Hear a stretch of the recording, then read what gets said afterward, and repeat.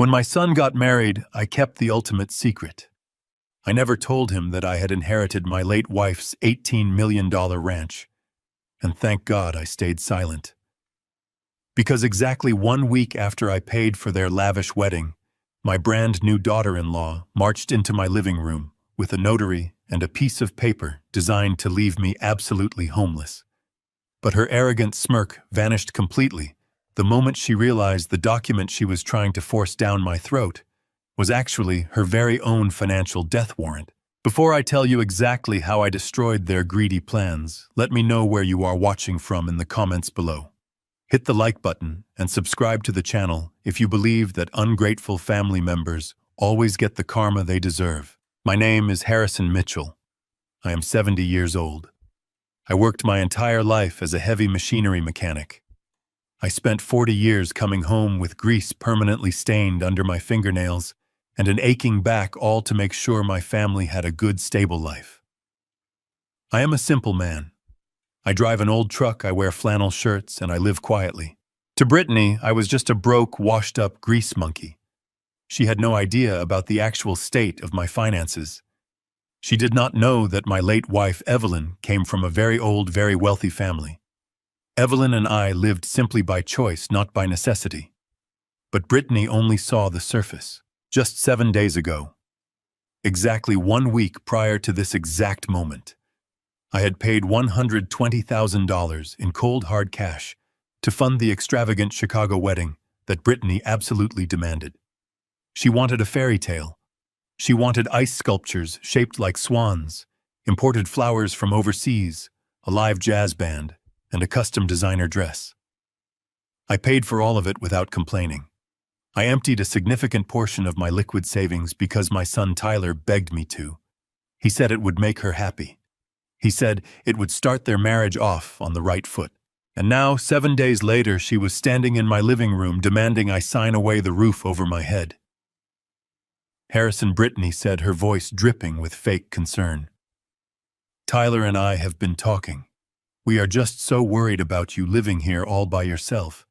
Your health is not what it used to be, and this house is just too much work for you. I looked up at her, keeping my face completely blank. My health is perfectly fine, Brittany. I take a walk every morning. I fix my own meals. She waved her hand dismissively, as if my words were just the babbling of a confused child. Well, you know how things can change at your age. One day you are fine, the next day you fall down the stairs.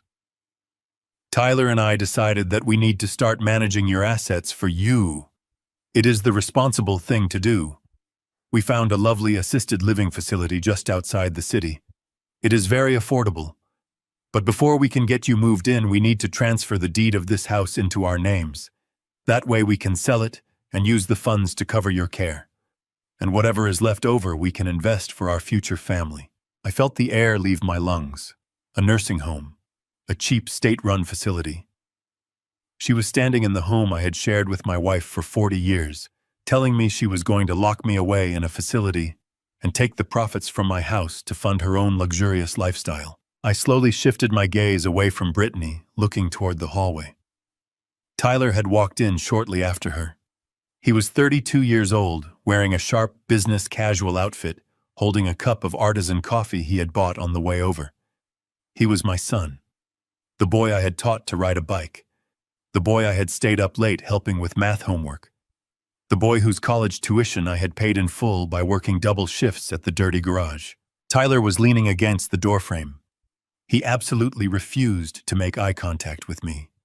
He was staring intensely at the screen of his smartphone, aggressively scrolling through something, pretending he was completely isolated from the cruel conversation happening right in front of him. Tyler, I said. My voice was low, carrying a heavy weight. Are you hearing this? Are you a part of this? Tyler shifted his weight uncomfortably. He finally glanced up, but his eyes darted quickly away from mine, landing on the floorboards. Dad, come on. Be reasonable, he mumbled. Brittany is right. You are getting older. We have to think about the future. It is just a piece of paper. It makes things easier for everyone. Easier for them, that was what he meant. The tension in the room skyrocketed. The silence grew incredibly thick. The notary shifted his weight from foot to foot, clearly realizing he had walked into the middle of a massive, ugly family betrayal. He cleared his throat nervously. "Sir, I just need to verify your identification and witness your signature on the lines marked with the red tabs," he said quietly. Brittany stepped closer to the table, tapping her long manicured fingernail against the paper. "Just sign it, Harrison. We have a lot of errands to run today, and we do not have time to sit here and argue with you. You know you cannot take care of yourself anymore. We are doing you a massive favor." I looked at the gold pen. I looked at the legal document that would officially strip me of my primary residence. I looked at the daughter-in-law, who viewed me as nothing more than a stepping stone to a wealthy life. And finally, I looked at the son, who had completely surrendered his moral compass, allowing his wife to throw his grieving father out into the street just days after I had financed the most important day of his life. My heart hammered in my chest. A deep, burning anger started to ignite in the pit of my stomach. But I knew that exploding in rage would not help me. Yelling and screaming would only give Brittany the ammunition she needed to prove I was emotionally unstable. I needed to be smart. I needed to be highly strategic. I took a slow, deep breath, trying to steady my racing pulse. I reached my hand out toward the gold pen. I let my fingers tremble, putting on the perfect performance of a broken, defeated old man. As my fingers hovered over the gold pen, a million memories flooded my mind. I remembered the day Evelyn and I bought this house. It was a fixer-upper back then. We spent months painting the walls, sanding the hardwood floors, and planting the garden out back. Every single corner of this property held a piece of our beautiful history. To hand it over to this woman, this stranger who had entered our lives and immediately begun calculating our net worth, felt like a complete desecration of my wife's memory. Brittany did not see a home full of love. She saw square footage, market value, and liquid cash. She saw a way to fund the lavish lifestyle she constantly paraded on the internet. And Tyler, my boy. How had he become this weak person? Had I spoiled him too much? Had I shielded him from the struggles of the real world for so long that he no longer understood the value of loyalty or hard work? He stood there, a grown man, cowering behind the greedy ambitions of a woman who clearly did not respect him any more than she respected me. Well, Brittany snapped, her voice breaking through my thoughts. Her fake patience was already wearing remarkably thin. She crossed her arms over her chest. "We are waiting, Harrison. The notary charges by the hour." I kept my hand suspended over the pen. I let my hand shake violently. I needed them to believe that I was completely overwhelmed, that I was frail, and that I was bending to their will. I needed them to think they had won this opening battle so they would never see the absolute war I was about to wage. I knew exactly what I had to do. I could not sign the paper, but I also could not refuse outright, or they would escalate the situation before I had a chance to secure my defenses. I had to buy myself some time. Just a few precious minutes to make a phone call that would change the trajectory of all our lives. I pulled my hand back from the gold pen. I placed my hands flat on my knees and looked directly into Brittany's eyes. The fake trembling stopped. My voice was calm, steady, and devoid of the fear she desperately wanted to see. "I am not signing this document," I said clearly. "I am not giving you my home, and I am not moving into a state facility just so you can fund your lifestyle." The silence that followed my refusal was deafening. The notary took a step backward, clutching his leather briefcase against his chest. Brittany's eyes widened in genuine shock, but that shock lasted for only a fraction of a second, before melting into pure rage. The sweet, concerned daughter-in-law act completely vanished. The mask slipped off, revealing the deeply entitled woman she truly was. Her face turned an ugly shade of red. Her manicured hands balled into tight fists. "Who do you think you are talking to?" she snarled. "You are a washed-up grease monkey. You are an old, useless man taking up space in a house that should rightfully belong to us. We are trying to build a future, and you are a stubborn obstacle standing in our way. You are trespassing in my home, Harrison. You have overstayed your welcome. Her home. The absolute audacity of that statement hung in the air. She had not contributed a single dollar to the mortgage. Just 1 week ago, I had written a check for $120,000 to pay for her dream wedding, and now she was standing in the living room, claiming it as her own territory. I needed to let them reveal their hand. I slowly turned my head toward the hallway, looking at my son. "Tyler," I said, keeping my voice soft and deliberately vulnerable, "are you going to let her speak to your father this way?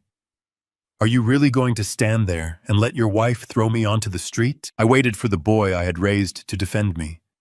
I waited for a flicker of shame, a momentary lapse of conscience, or even just a hesitant apology. But Tyler did not apologize. He finally put his smartphone inside his pocket and stepped into the living room, crossing the space to stand directly beside his wife. He placed his hand on Brittany's shoulder in a show of unified solidarity. The coldness in his eyes chilled me. It was a look of pure calculation, completely devoid of familial warmth. "Brittany is right, Dad," Tyler said. His tone was flat, completely detached, as if discussing a business transaction rather than the fate of his own father. "We have been more than patient with you.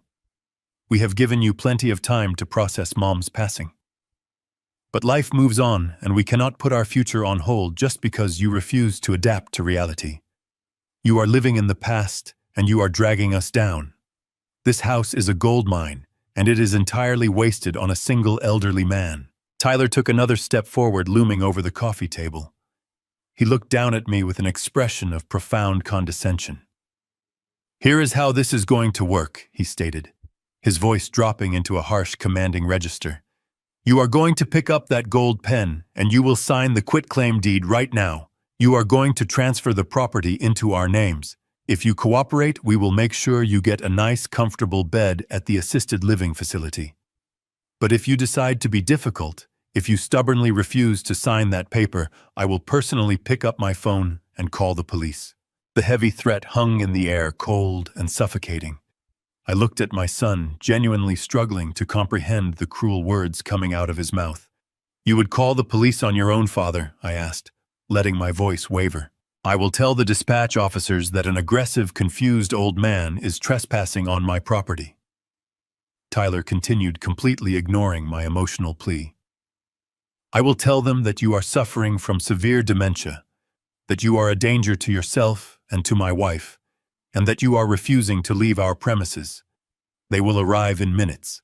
They will forcefully remove you from this house and place you in a state psychiatric ward for an involuntary evaluation.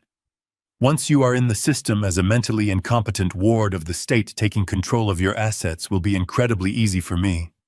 You will be left with absolutely nothing, locked in a miserable, underfunded county hospital forever." The sheer ruthlessness of his plan was staggering. He had thought of everything. If I exploded in anger now, if I shouted or fought back, I would play directly into his narrative. I would give him the exact ammunition he needed to convince the authorities that I was a hostile, unpredictable, and senile old man. I had to suppress the raging fire in my chest. I had to swallow my pride and lean into the pathetic character they assigned to me. I allowed my shoulders to slump forward, physically collapsing under the heavy weight of his brutal ultimatum. I let out a soft, ragged gasp, ensuring my breathing sounded shallow and panicked. "Please," I whispered, staring down at my knees.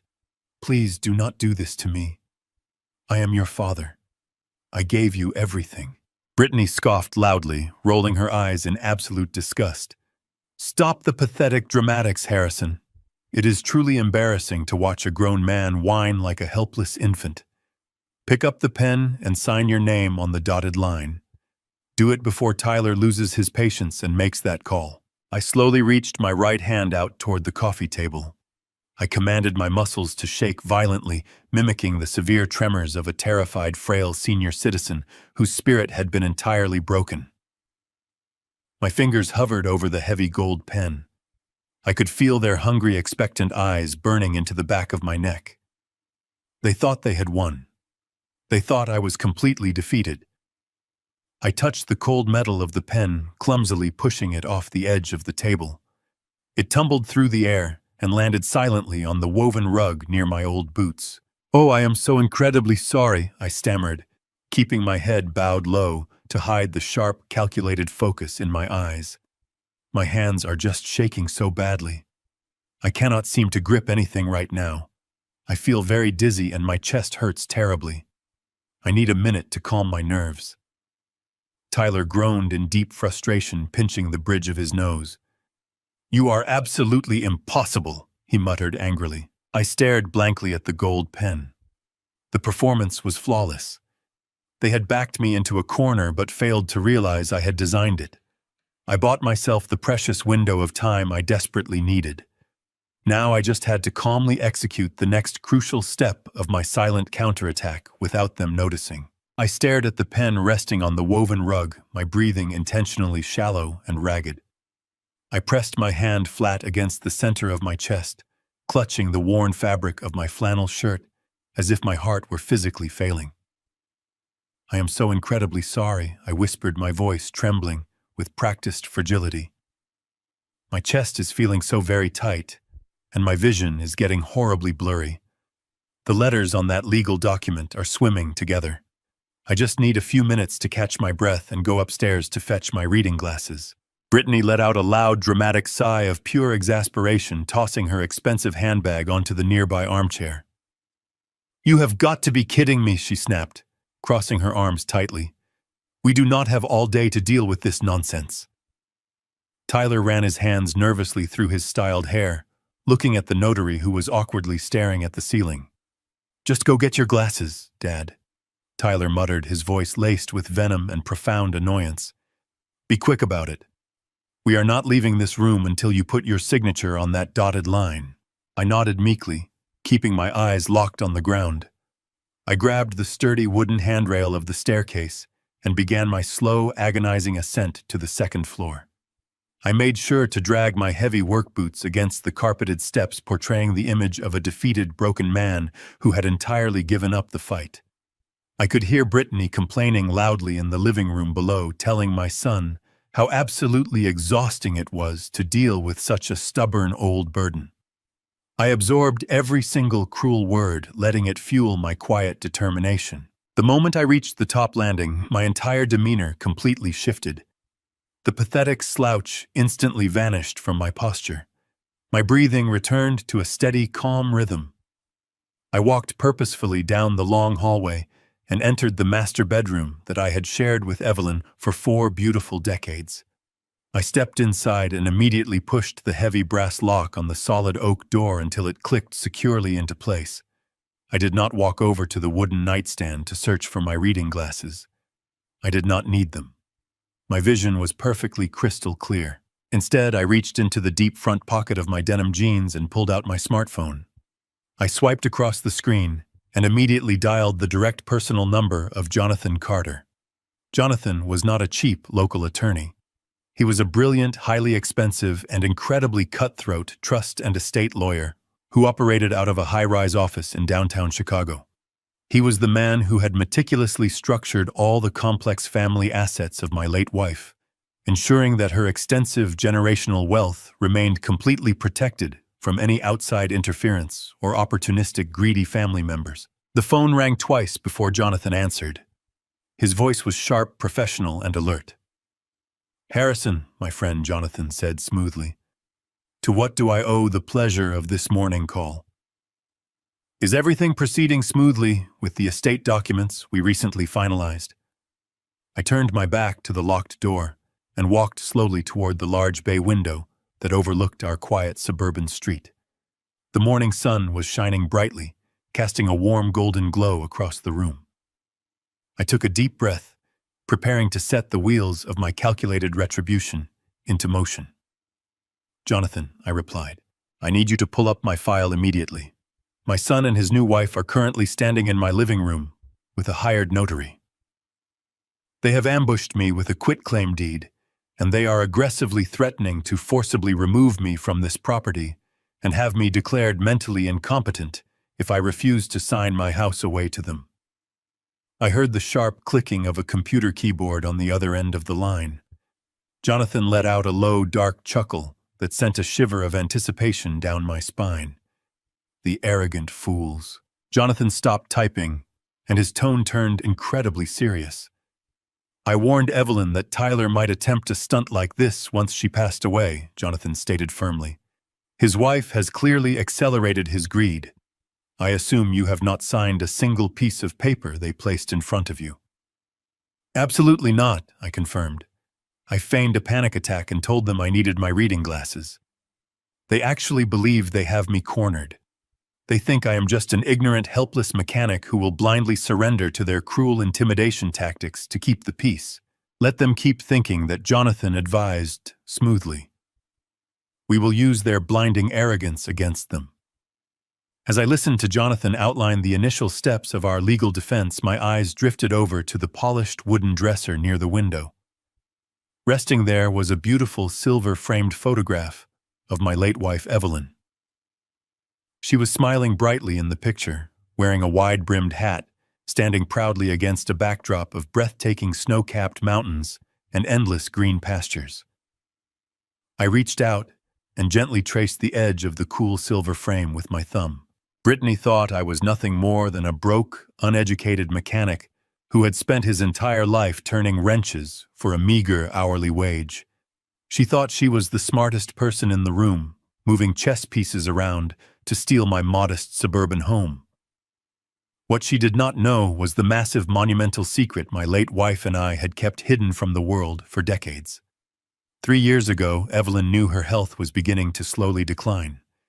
She also knew that her son was becoming increasingly obsessed with maintaining a flashy, expensive luxury lifestyle. To protect her legacy from Tyler and any future spouse he might marry, Evelyn secretly transferred the absolute ownership of the crown jewel of her family.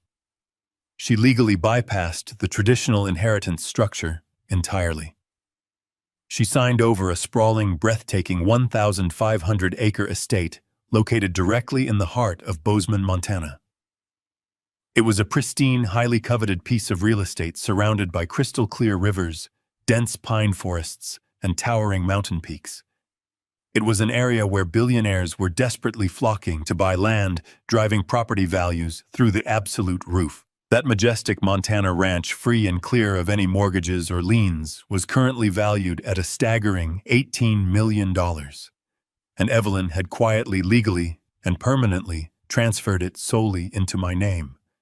It belonged completely to the clueless grease monkey currently standing inside the master bedroom. I smiled warmly at the photograph of my gorgeous late wife, feeling a profound surge of immense gratitude for her incredibly brilliant foresight and her fiercely protective wisdom. "Jonathan," I said into the phone, keeping my voice remarkably steady, smooth, and incredibly cold. "I want you to prepare all the necessary legal injunctions right away. I am going to walk downstairs, and I am going to let those fools blindly play their greedy, pathetic little hand. They will never see this catastrophic retaliation coming, and I will make them pay." Jonathan remained perfectly silent on the other end of the line, allowing my fierce declaration to settle between us. He knew better than to interrupt a man who had just fully accepted the painful reality of a family betrayal. I took a slow breath, letting the anger crystallize into a sharp, unbreakable focus. I needed to explain exactly how I knew this dark ambush was coming. I told him in detail about the luxurious wedding reception that took place exactly 1 week ago. It was a lavish affair held at a premium downtown hotel. The ballroom was completely draped in white silk and expensive imported floral arrangements. Hundreds of guests were drinking premium champagne, celebrating the supposed beautiful union of two young lovers. I had stepped away from the incredibly deafening noise of the live jazz band, desperately seeking a brief moment of quiet refuge. I walked down a secluded, dimly lit corridor that led toward the private restrooms near the back of the venue. The heavy mahogany doors muffled the loud music from the main hall. As I approached the corner, I heard the sharp, distinct clicking of expensive heels against the polished marble floor. I recognized that arrogant, rhythmic sound immediately. It was Brittany. She was pacing back and forth in the narrow alcove just outside the men's room, speaking rapidly into her cell phone. I instinctively stopped walking, pressing my back flat against the cool wallpaper, completely hidden from her line of sight in the deep shadows. I did not intend to eavesdrop on a private conversation, but the sheer venom in her tone instantly paralyzed me. She was not speaking to a close friend or a relative. She was negotiating aggressively with a prominent commercial real estate broker who operated exclusively in the wealthy western states. Her cruel words sliced through the quiet corridor like a jagged blade. I heard her explicitly map out a truly horrifying plan. She told the man on the phone that they just needed a few more weeks to finalize the paperwork regarding the clueless old man. Those were her exact words. She was absolutely convinced that I was just a naive mechanic who lacked the basic intelligence to understand complex legal documents. She proudly explained how they were going to swiftly manipulate me into signing away my modest primary residence under the guise of an early inheritance transition. Once that house was legally in their greedy hands, she gleefully detailed the next far more sinister phase of her grand scheme. She planned to forcefully place me into a cheap, heavily underfunded state-run care facility, ensuring I would never be able to interfere with their lives again. But the absolute worst part was hearing what she intended to do next. She arrogantly told the broker that she was aware of the massive piece of land in Montana. She falsely assumed that it would simply pass to Tyler through normal probate channels once they declared me completely mentally incompetent. She ordered the greedy broker to begin quietly drawing up aggressive liquidation contracts for the property. She wanted to sell the pristine $18 million ranch to the highest corporate bidder the second they gained legal conservatorship over my estate. She vividly described how she would use the massive profits from the immediate liquidation to personally fund a ridiculously expensive luxury technology startup she had been dreaming of launching. She spoke about destroying my entire life and completely liquidating my beautiful late wife's precious, sacred generational legacy with the extremely casual, indifferent tone of someone blindly ordering a simple cup of coffee. Standing there, in the cold shadows of the hallway, my heart physically ached. I desperately wanted to believe that this was solely the wicked ambition of a greedy daughter-in-law. I prayed that my son was entirely unaware of this incredibly monstrous plot. But my desperate hopes were violently crushed just seconds later. The heavy door to the men's room swung open, and Tyler stepped out, adjusting his expensive, tailored silk tuxedo jacket. He casually walked over to his new bride, wrapping his arm comfortably around her waist. I held my breath, terrified that they would hear my heart pounding against my ribs. Brittany ended her call with a bright, victorious laugh. She turned to my son and kissed his cheek. She happily informed him that the eager broker was fully prepared to move forward with the immediate sale of the Montana property the moment they secured the required legal signatures from the pathetic mechanic. Tyler did not gasp in shock. He did not reprimand her for plotting to lock his grieving father inside a miserable institution. Instead, he smiled down at her and nodded in complete agreement. He coldly told her that the strategy was flawless, adding that they just needed to play the roles of concerned, loving children for a little while longer until the fresh ink on the documents was dry. That was the exact moment the father inside of me finally died. Hearing his casual complicity severed the last fragile string of paternal protection I held in my soul. My son had transformed into a ruthless, hollow shell of a man, poisoned by an endless thirst for a flashy lifestyle. The agonizing, painful flashback ended in my troubled mind, swiftly bringing me sharply back to the harsh present moment inside my locked, very quiet bedroom. Jonathan listened to my recount of that dark night with absolute, unwavering professionalism. When I finally finished speaking, his voice returned through the speaker, carrying the heavy, solid weight of absolute legal certainty. "Harrison," he said, speaking slowly and deliberately to ensure I understood the immense power I currently held. "Let them plot. Let them scheme. Your assets are completely ironclad, and thoroughly, completely impenetrable. Evelyn was an exceptionally brilliant woman. The way we structured the trust and the strict property transfer guarantees that neither Tyler nor his wicked wife can ever legally touch a single blade of grass in Montana. They are hunting a ghost. I felt a tremendous wave of reassuring relief wash over my tired shoulders. I thanked Jonathan sincerely for his unwavering, steadfast dedication to protecting my late wife's final wishes. I instructed him to prepare the necessary defensive filings and to remain on high alert for our next move. We ended the phone call, and I carefully slipped the mobile device back into the deep pocket of my worn denim jeans. I slowly walked over to the heavy wooden dresser and opened the top drawer. I reached inside and pulled out an old scratched pair of reading glasses. I slid them onto my face, peering through the slightly smudged lenses. I took one last look at Evelyn's beautiful photograph, silently promising her that I would never allow those vultures to destroy the magnificent legacy she had entrusted to me. I unlocked the heavy bedroom door and stepped back out into the long, carpeted hallway. It was time to return downstairs.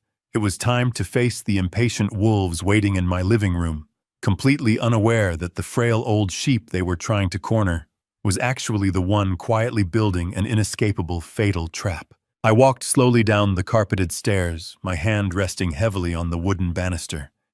Every step I took was highly deliberate and carefully calculated. I reached the bottom landing and paused, taking a slow, deep breath before stepping back into the living room. Brittany was tapping her expensive high heel against the hardwood floor in a frantic rhythm. She had her arms crossed tightly over her chest, her face twisted in an ugly expression of sheer impatience.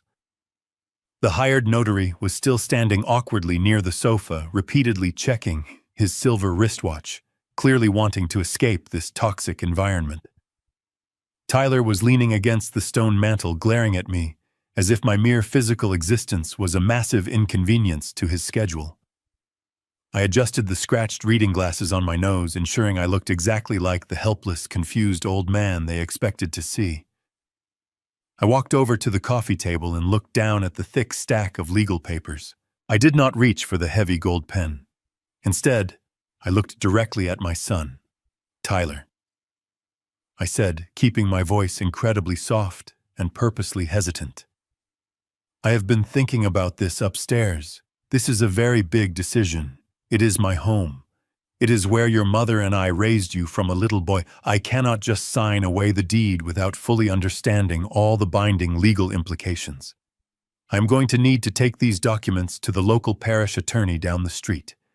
I will have him review every single page, and then we can discuss this further next week. The tense silence in the room shattered instantly.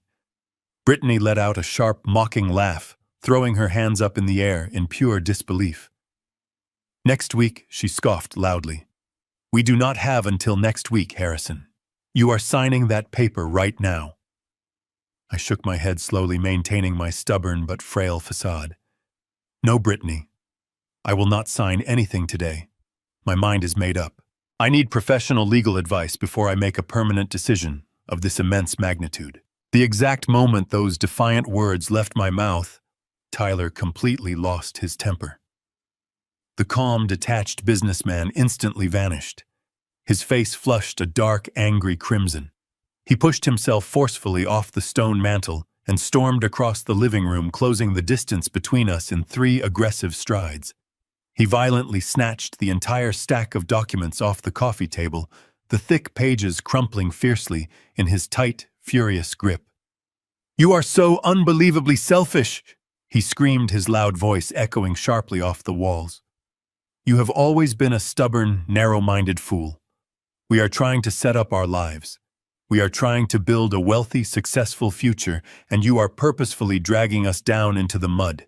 You think you are protecting this worthless old house, but you are just proving how entirely useless you really are."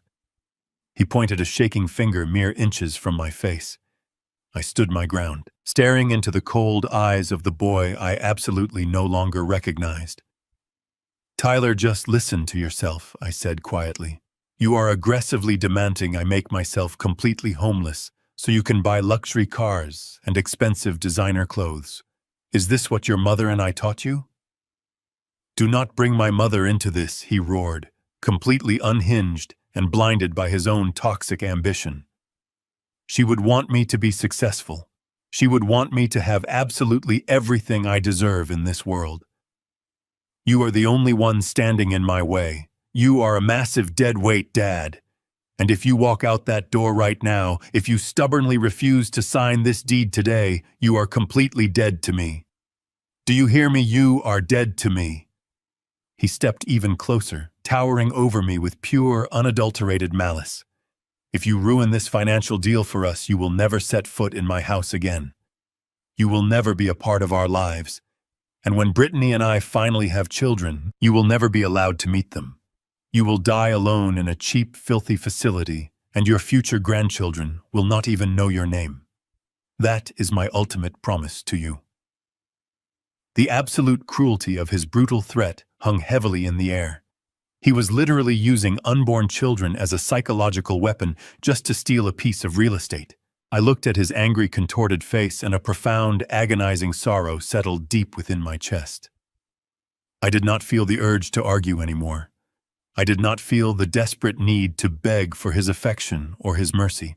All I felt was the chilling realization that my beautiful wife had been entirely correct all along. Evelyn knew this exact devastating moment would eventually happen. Before she died 6 months ago, when her physical body was rapidly failing, but her brilliant mind remained razor-sharp, she called me into our quiet bedroom.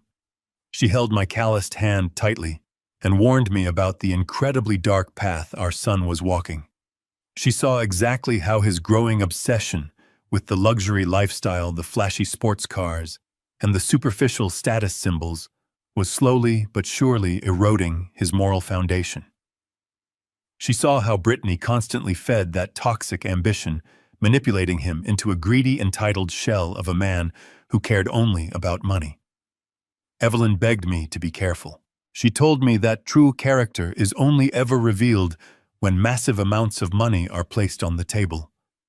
She made me promise to test him. She made me solemnly promise to see if he would choose his family or his relentless greed when pushed to the absolute brink. I desperately wanted her to be wrong. I wanted to believe that the good, honest boy we raised was still buried somewhere deep inside that expensive, tailored suit. But standing here right now, listening to him viciously threaten to erase me from his life over a simple piece of property, I knew she had been perfectly right.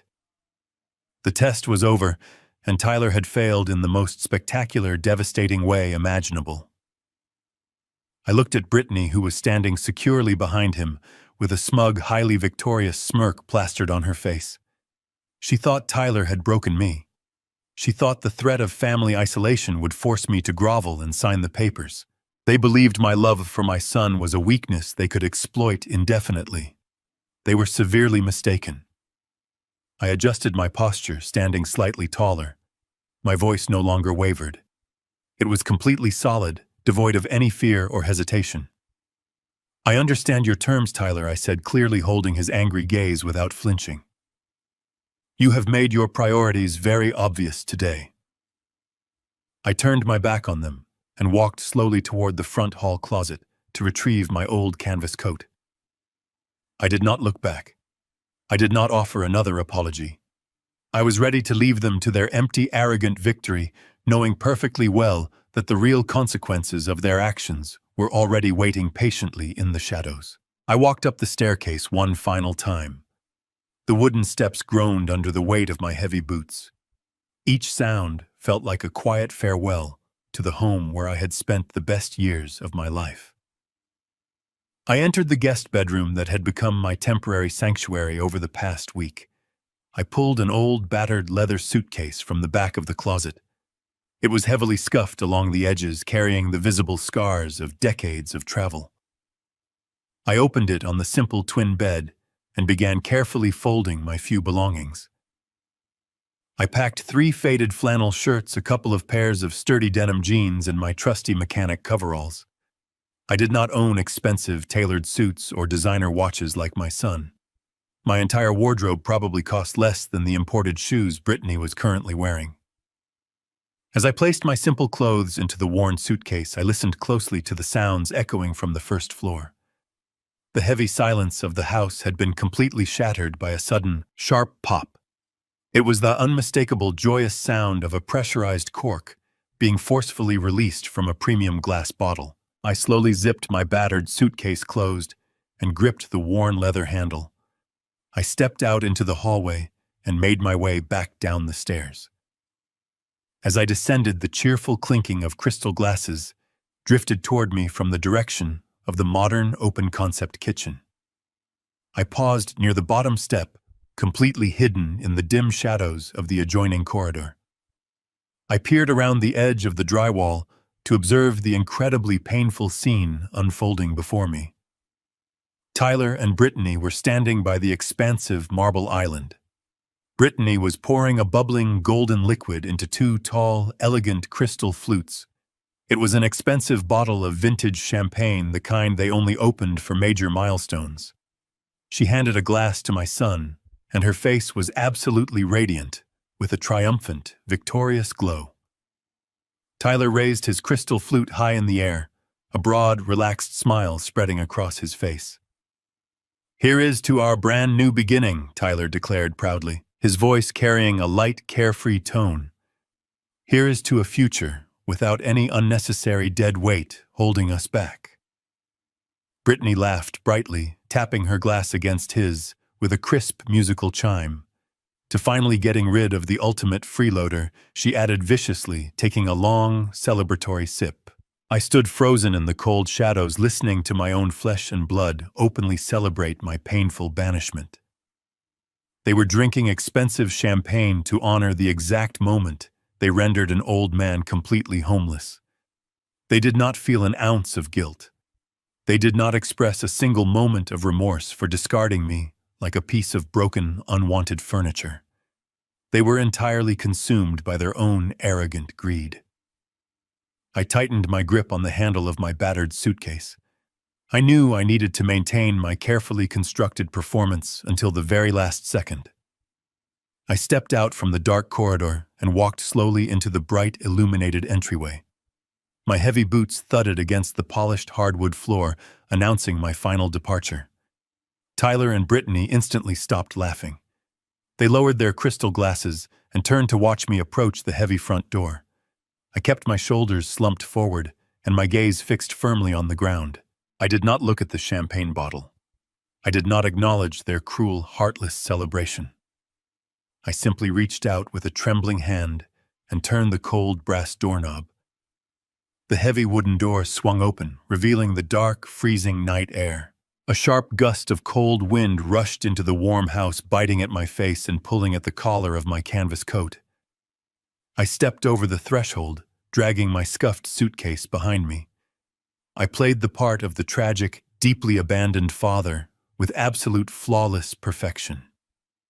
I paused for just a fraction of a second on the concrete porch, offering them one final opportunity to call me back. I waited for Tyler to realize the monumental gravity of what he was doing. But the only sound that followed me out into the freezing darkness was the loud, definitive slam of the heavy front door closing forcefully behind my back. The sharp click of the deadbolt locking securely into place signaled the absolute end of our relationship. I walked slowly down the paved driveway toward my old, reliable pickup truck, parked under the dim glow of a flickering street lamp. The winter chill seeped through my thin jacket, but I barely noticed the dropping temperature. My mind was already racing miles ahead, focusing entirely on the intricate steps of the massive counterattack I was about to unleash.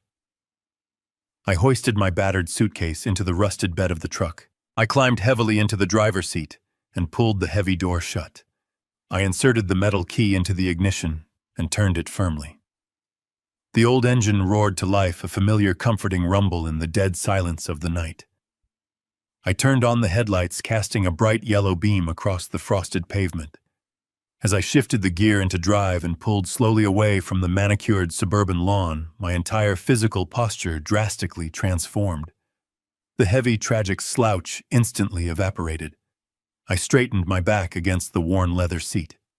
I rolled my shoulders and took a deep, steadying breath, filling my lungs with the crisp winter air. I looked into the rearview mirror, watching the bright lights of their luxury house slowly fade into the dark, distant shadows. I did not shed a single tear for the son I had lost. My hands did not tremble on the worn steering wheel. I felt an incredible surge of pure, relentless energy coursing through my veins. Instead of feeling broken, a slow, incredibly cold smile spread across my weathered face. Tyler and Brittany genuinely believed they had won the ultimate victory today. They thought they had successfully eliminated their biggest obstacle by violently kicking me out into the freezing street. They were probably already planning how to spend the millions they falsely believed they were about to steal. But what those arrogant fools completely failed to realize was that my battered, tattered suitcase did not just contain a few folded flannel shirts and old denim jeans. Hidden securely beneath the false fabric lining of that scuffed leather bag was a heavily encrypted high-capacity master hard drive. For the past 4 weeks, that silent spinning drive had been actively receiving and permanently recording high-definition audio and video feeds from the 6 microscopic state-of-the-art security cameras I quietly and expertly installed in every primary room of their house weeks ago.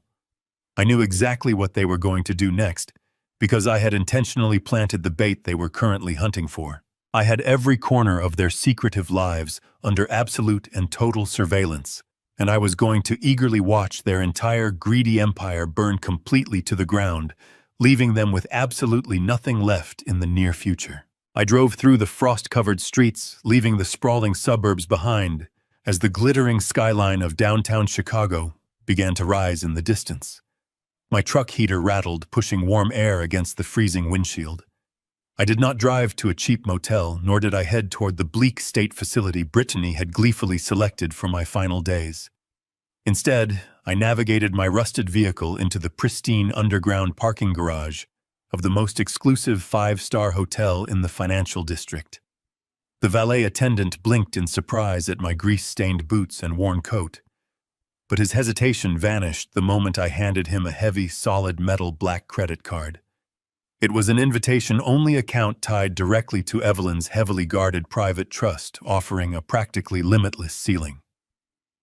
Tyler and Brittany had spent 3 years meticulously tracking my modest pension checks, completely oblivious to the vast generational wealth secured behind this sleek piece of metal. I bypassed reception and took the private elevator straight to the top floor. The mahogany doors opened into a breathtaking penthouse suite, featuring floor-to-ceiling windows overlooking the icy waters of Lake Michigan. I dropped my suitcase onto the plush designer rug and walked straight to the expansive glass dining table.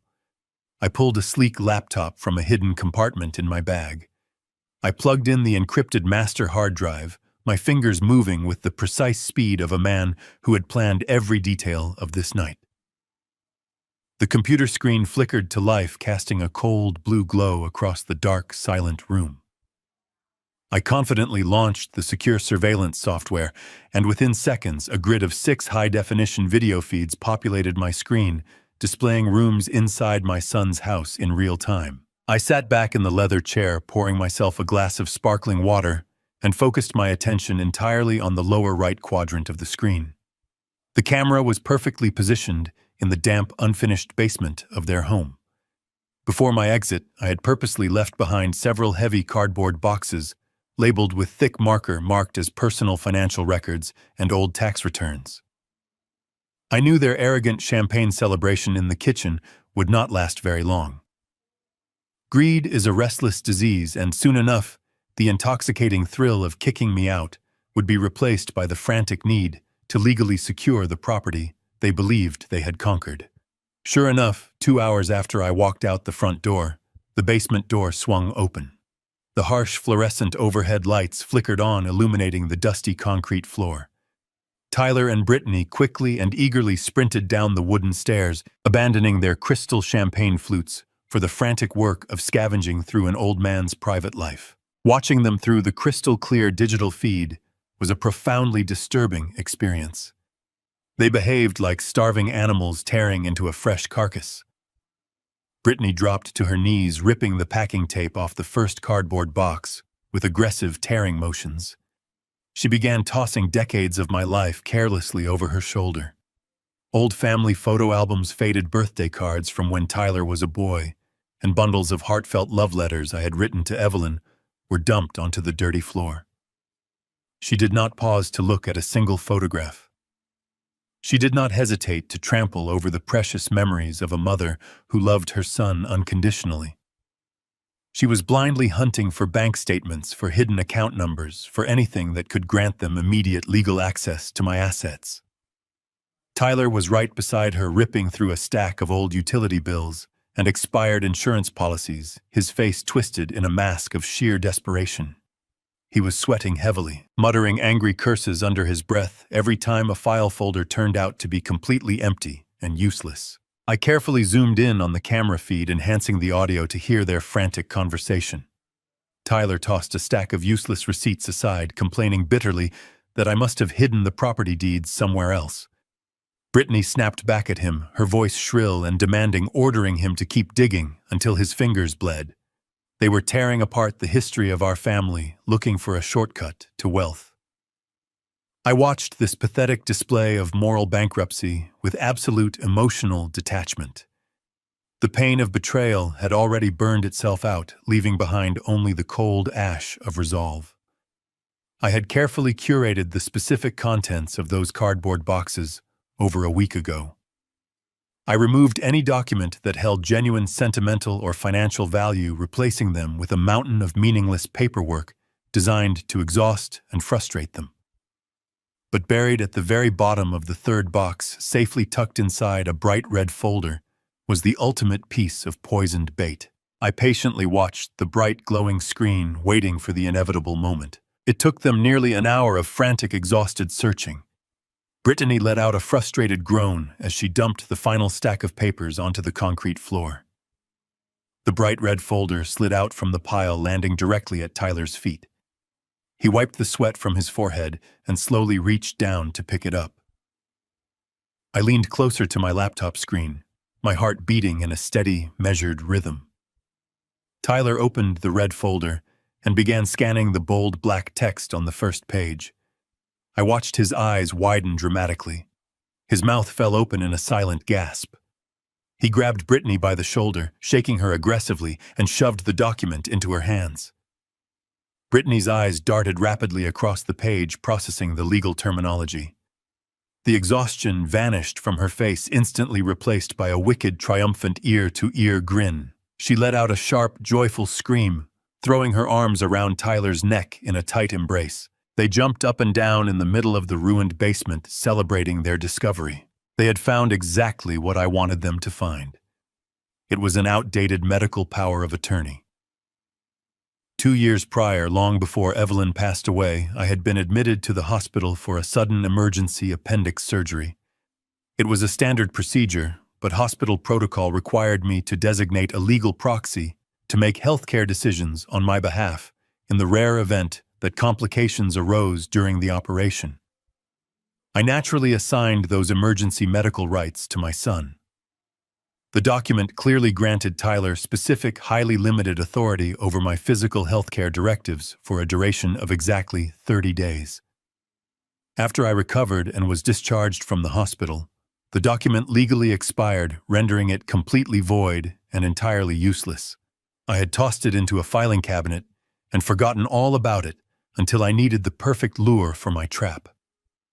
As I watched them dance around the basement, clutching the expired document, I knew exactly what was racing through their greedy, twisted minds. To a desperate, uneducated thief, a single piece of paper with an official legal seal and a bold title containing the words, "Power of Attorney," looked exactly like a golden ticket to unlimited, unimaginable wealth. I sat in the quiet luxury of the downtown penthouse, my eyes fixed on the glowing monitor. The digital clock on the bottom corner of the screen indicated it was now early the next morning. Tyler and Brittany had barely slept. They had spent the entire night pacing back and forth in the living room, whispering frantically about their newfound treasure. The expired medical document had fueled a dangerous fire in their minds, but they both knew that a piece of paper limiting authority to healthcare decisions would not give them access to my financial assets. They needed to alter it. They needed to transform it into a weapon capable of unlocking the vault they believed I was hiding. At exactly 9 in the morning, the heavy front doorbell rang. The camera angle shifted slightly as the front door opened, revealing the same nervous man in the cheap, ill-fitting gray suit who had stood in my living room yesterday. It was the corrupt notary. He scurried inside, glancing over his shoulder as if he expected the police to be following him. Brittany led him straight to the dining room table, where the red folder was already waiting. She offered him a cup of coffee, but her voice was tight with impatient urgency. I leaned closer to the screen, turning up the audio feed to catch every detail. The notary sat down heavily, wiping a bead of sweat from his upper lip. Tyler placed the old medical power of attorney on the table, pointing to the specific paragraphs that restricted his authority to hospital decisions. He told the notary that they needed those restrictions removed completely. He explained that his father had become completely uncooperative and that they needed immediate legal control over the entire estate. The notary hesitated nervously, tapping his fingers against his leather briefcase. He explained that altering a legally binding document after the fact was a severe federal offense. He warned them that if the banks scrutinized the paperwork and found discrepancies, they would all be facing serious jail time. Brittany did not flinch. She simply walked over to her designer handbag, pulled out a thick stack of $100 bills, and dropped them directly in front of the sweating man. She told him that there was $10,000 in that stack, and there would be another $10,000 waiting for him the moment the ink dried on a new document. I watched as greed instantly overpowered the fear of the notary. He stared at the cash for a long moment, then reached out and pulled it into his briefcase.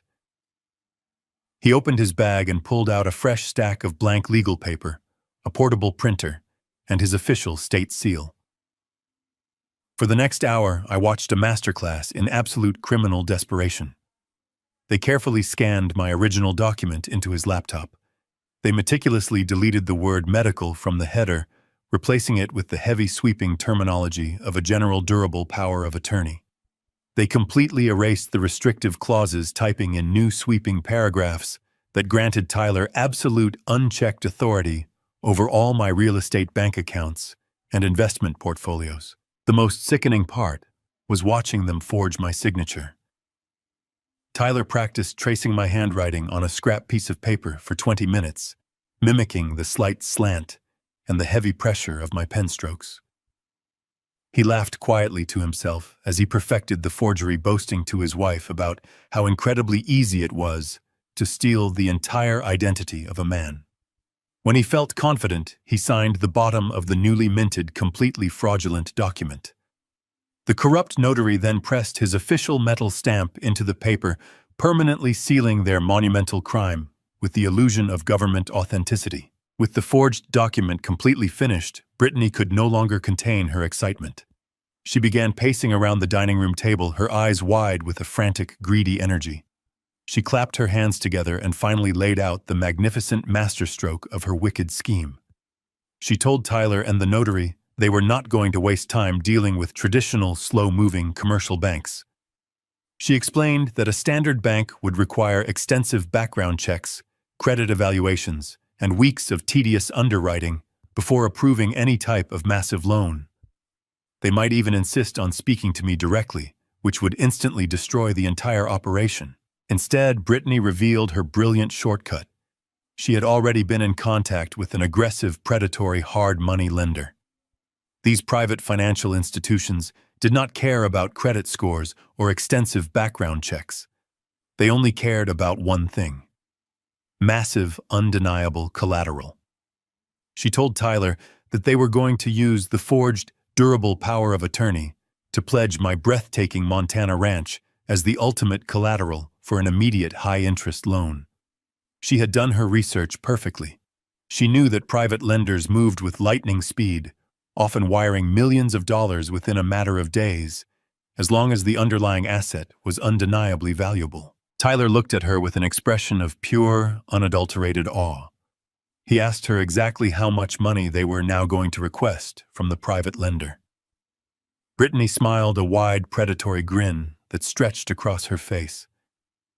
$5 million, she whispered the words, hanging in the air like a poisonous cloud. She told him that $5 million in immediate liquid cash would be more than enough to completely fund their brand-new luxury lifestyle. They could immediately buy the expensive sports cars they wanted, book first-class flights to Europe, and finally launch the highly exclusive tech startup she had been dreaming about for years. She explained that the hard money lender would secure the loan by placing a massive lien directly against the Montana property. Because they falsely believed that I was a senile, clueless old man who had no idea what was happening, they assumed I would simply default on the expensive monthly payments. Brittany gleefully mapped out the inevitable conclusion. When the loan eventually defaulted, the ruthless private lender would aggressively seize the majestic $18 million ranch and liquidate it to recover their funds.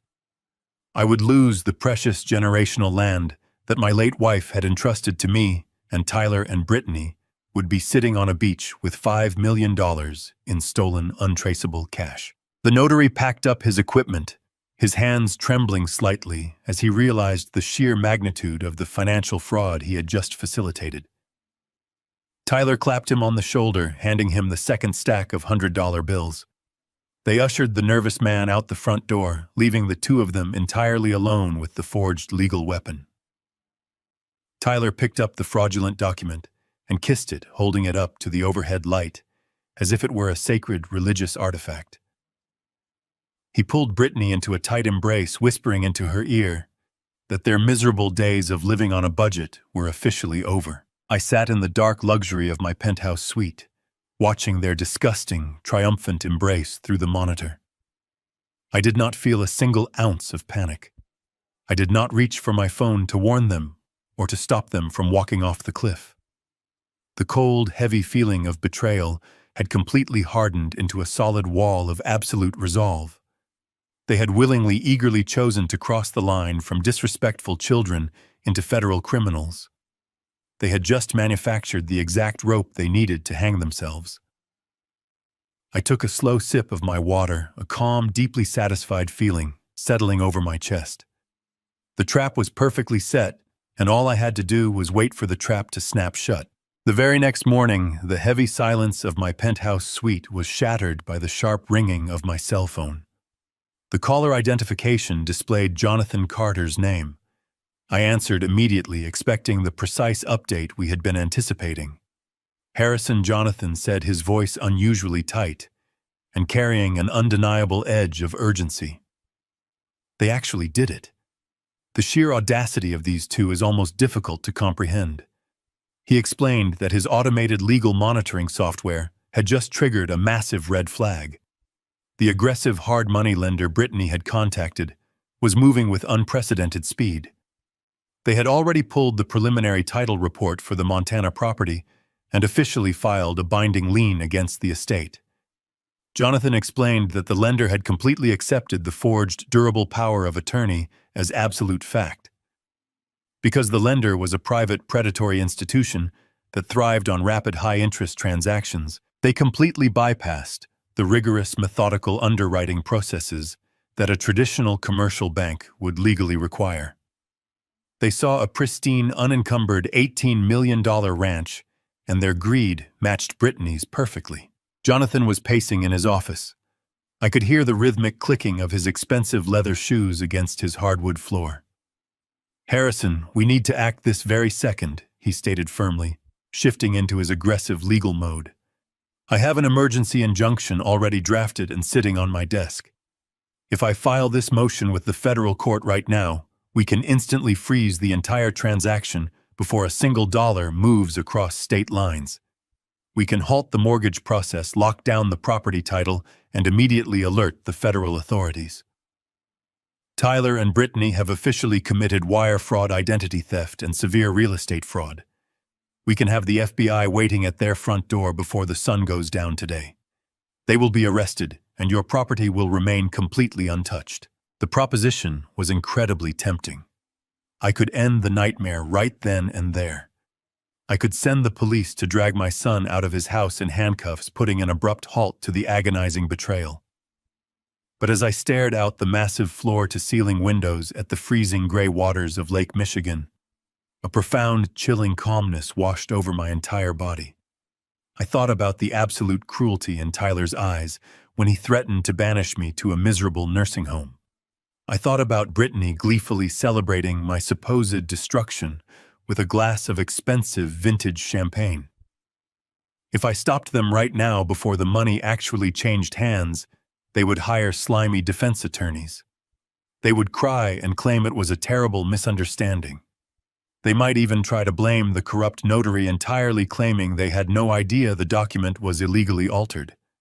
I could not allow them any room to escape the consequences of their wicked actions. "No, Jonathan," I said smoothly, my voice as cold as the winter wind outside my window. "Do not file the injunction. Do not alert the authorities, and absolutely do not freeze the transaction. Let the lender finalize the paperwork." Jonathan stopped pacing. The line fell completely silent for a long moment. "Harrison," he finally responded, his tone laced with genuine concern. "If we do not stop this right now, that predatory lender is going to wire $5 million directly into your son's personal checking account. They are going to place a massive legally binding encumbrance on Evelyn's generational land. You are allowing a monumental financial crime to be completely executed against your own estate." "I know exactly what I am doing," I replied with absolute, unshakable certainty. "If we stop the transaction today, it remains an attempted crime. They will fight it, and they will lie their way out of a severe punishment. But if we let the lender wire that $5 million into their account, the crime is fully completed. The theft is undeniably executed across federal lines. And more importantly, Jonathan, I want them to spend it. I want them to touch the money, to use it, to become completely dependent on it. Let them taste the luxurious life they are so desperate to steal. Let them build their entire fragile kingdom on a foundation of absolute fraud. When the ground finally crumbles beneath their feet, I want them to have absolutely nothing left to hold on to." Jonathan let out a slow, heavy breath. I could hear the deep respect and profound understanding settling into his response. "It is a brilliant, terrifying strategy, Harrison," he admitted quietly. "I will monitor the wire transfer. The moment the funds hit their account, the trap is officially locked. We will wait for your signal to drop the hammer." I ended the call and set the phone down on the glass table.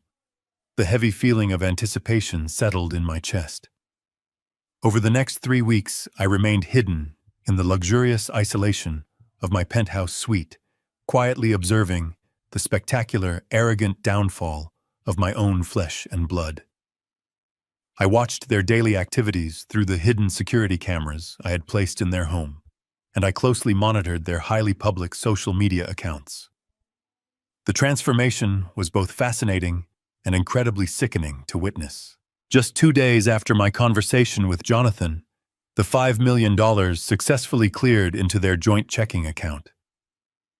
The explosion of their greedy, lavish spending was immediate and completely shameless. I watched through the glowing screen of my laptop as they laughed hysterically in their living room, tossing designer shopping bags onto the sofa. Brittany immediately went to a high-end luxury car dealership and purchased a brand-new custom-ordered Porsche, paying completely in cash.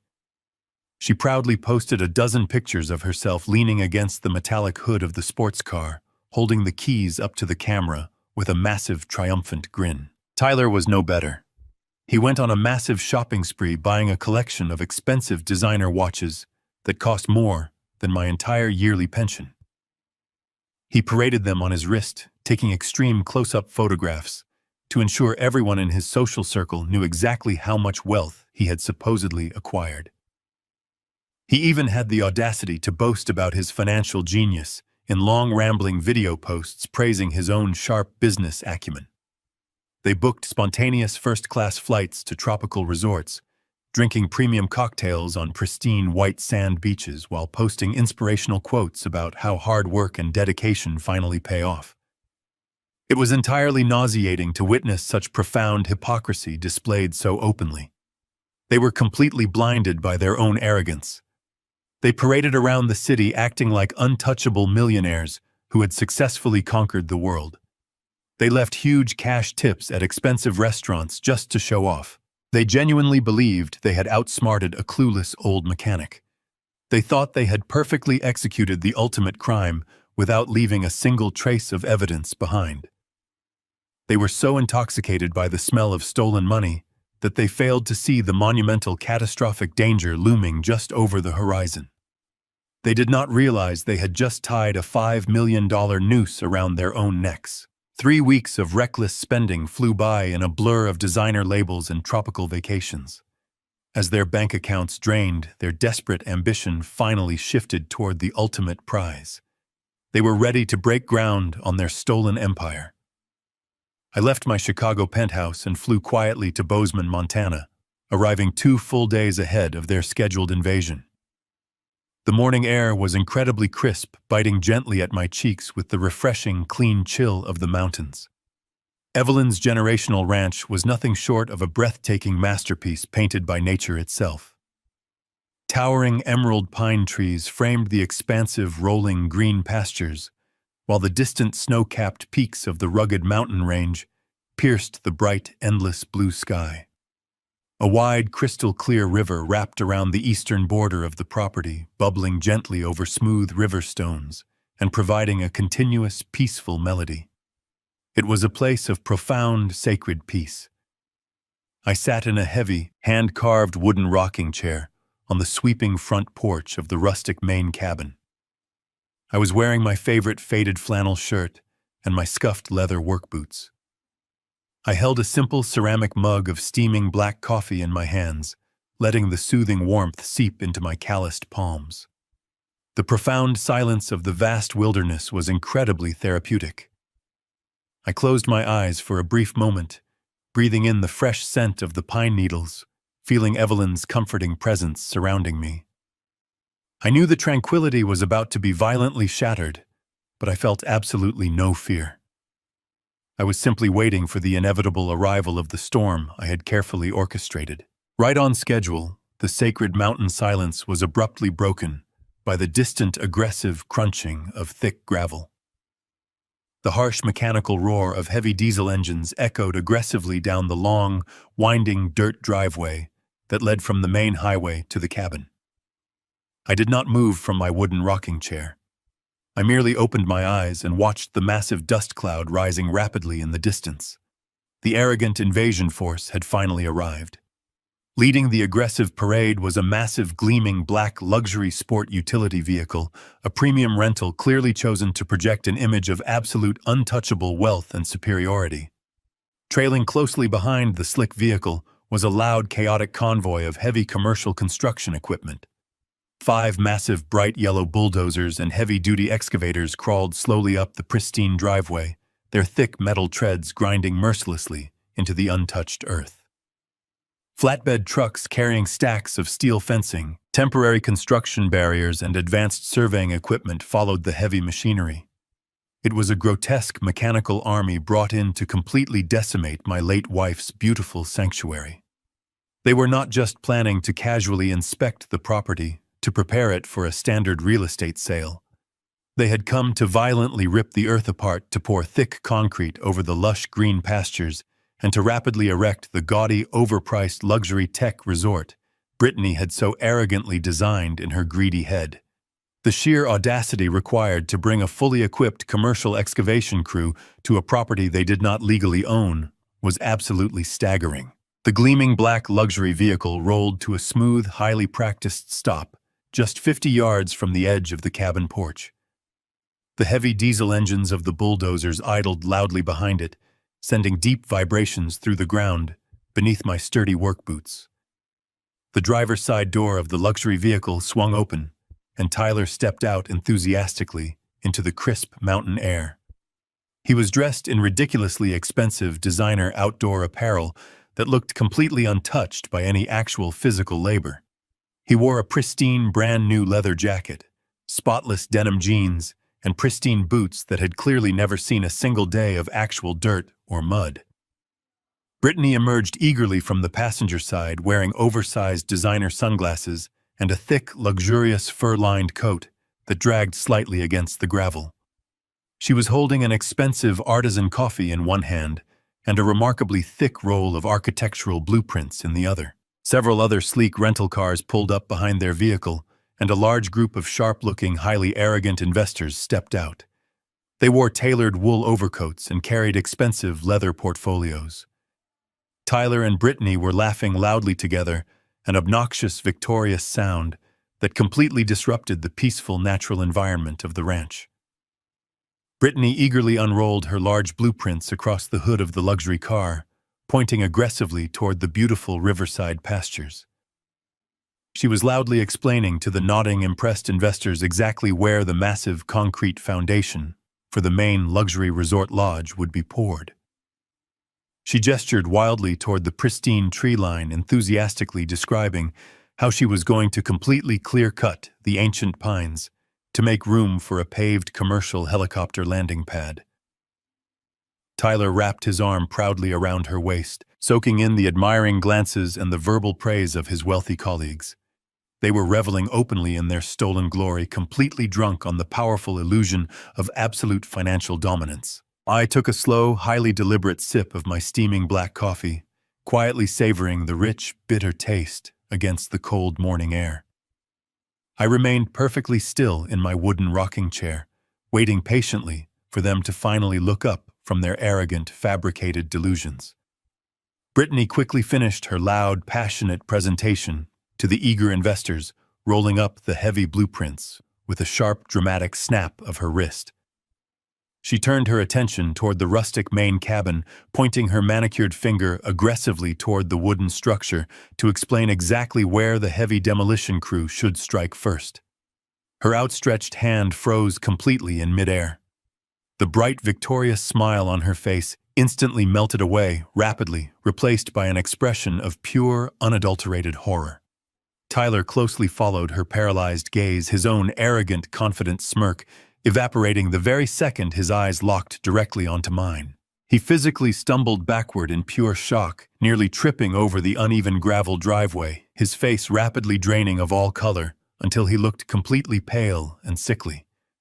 The loud, obnoxious laughter of the wealthy investors died abruptly as they sharply noticed the sudden, terrifying shift in their host's demeanor. Tyler and Brittany stood absolutely frozen in the dirt, their mouths hanging slightly open in complete and utter disbelief. They stared at me as if they were looking at a terrifying, vengeful ghost that had just risen directly from the grave to haunt them. They had genuinely believed I was securely locked away in some miserable, underfunded state nursing home, hopelessly medicated, severely confused, and completely stripped of all my legal rights. Yet here I was, sitting comfortably on the front porch of the $18 million property they were actively trying to steal, calmly watching them with the steady, incredibly cold eyes of a man who held every single winning card. The absolute paralyzing terror radiating from their stiff bodies was incredibly satisfying to witness in real time. The invisible trap had officially closed tightly around them, and there was absolutely no safe place left for them to run or hide ever again. The profound shock that paralyzed Brittany quickly dissolved, replaced by a frantic defensive rage. I watched her manicured hands begin to tremble, not out of guilt, but out of a desperate need to maintain control over the fabricated reality she had carefully constructed.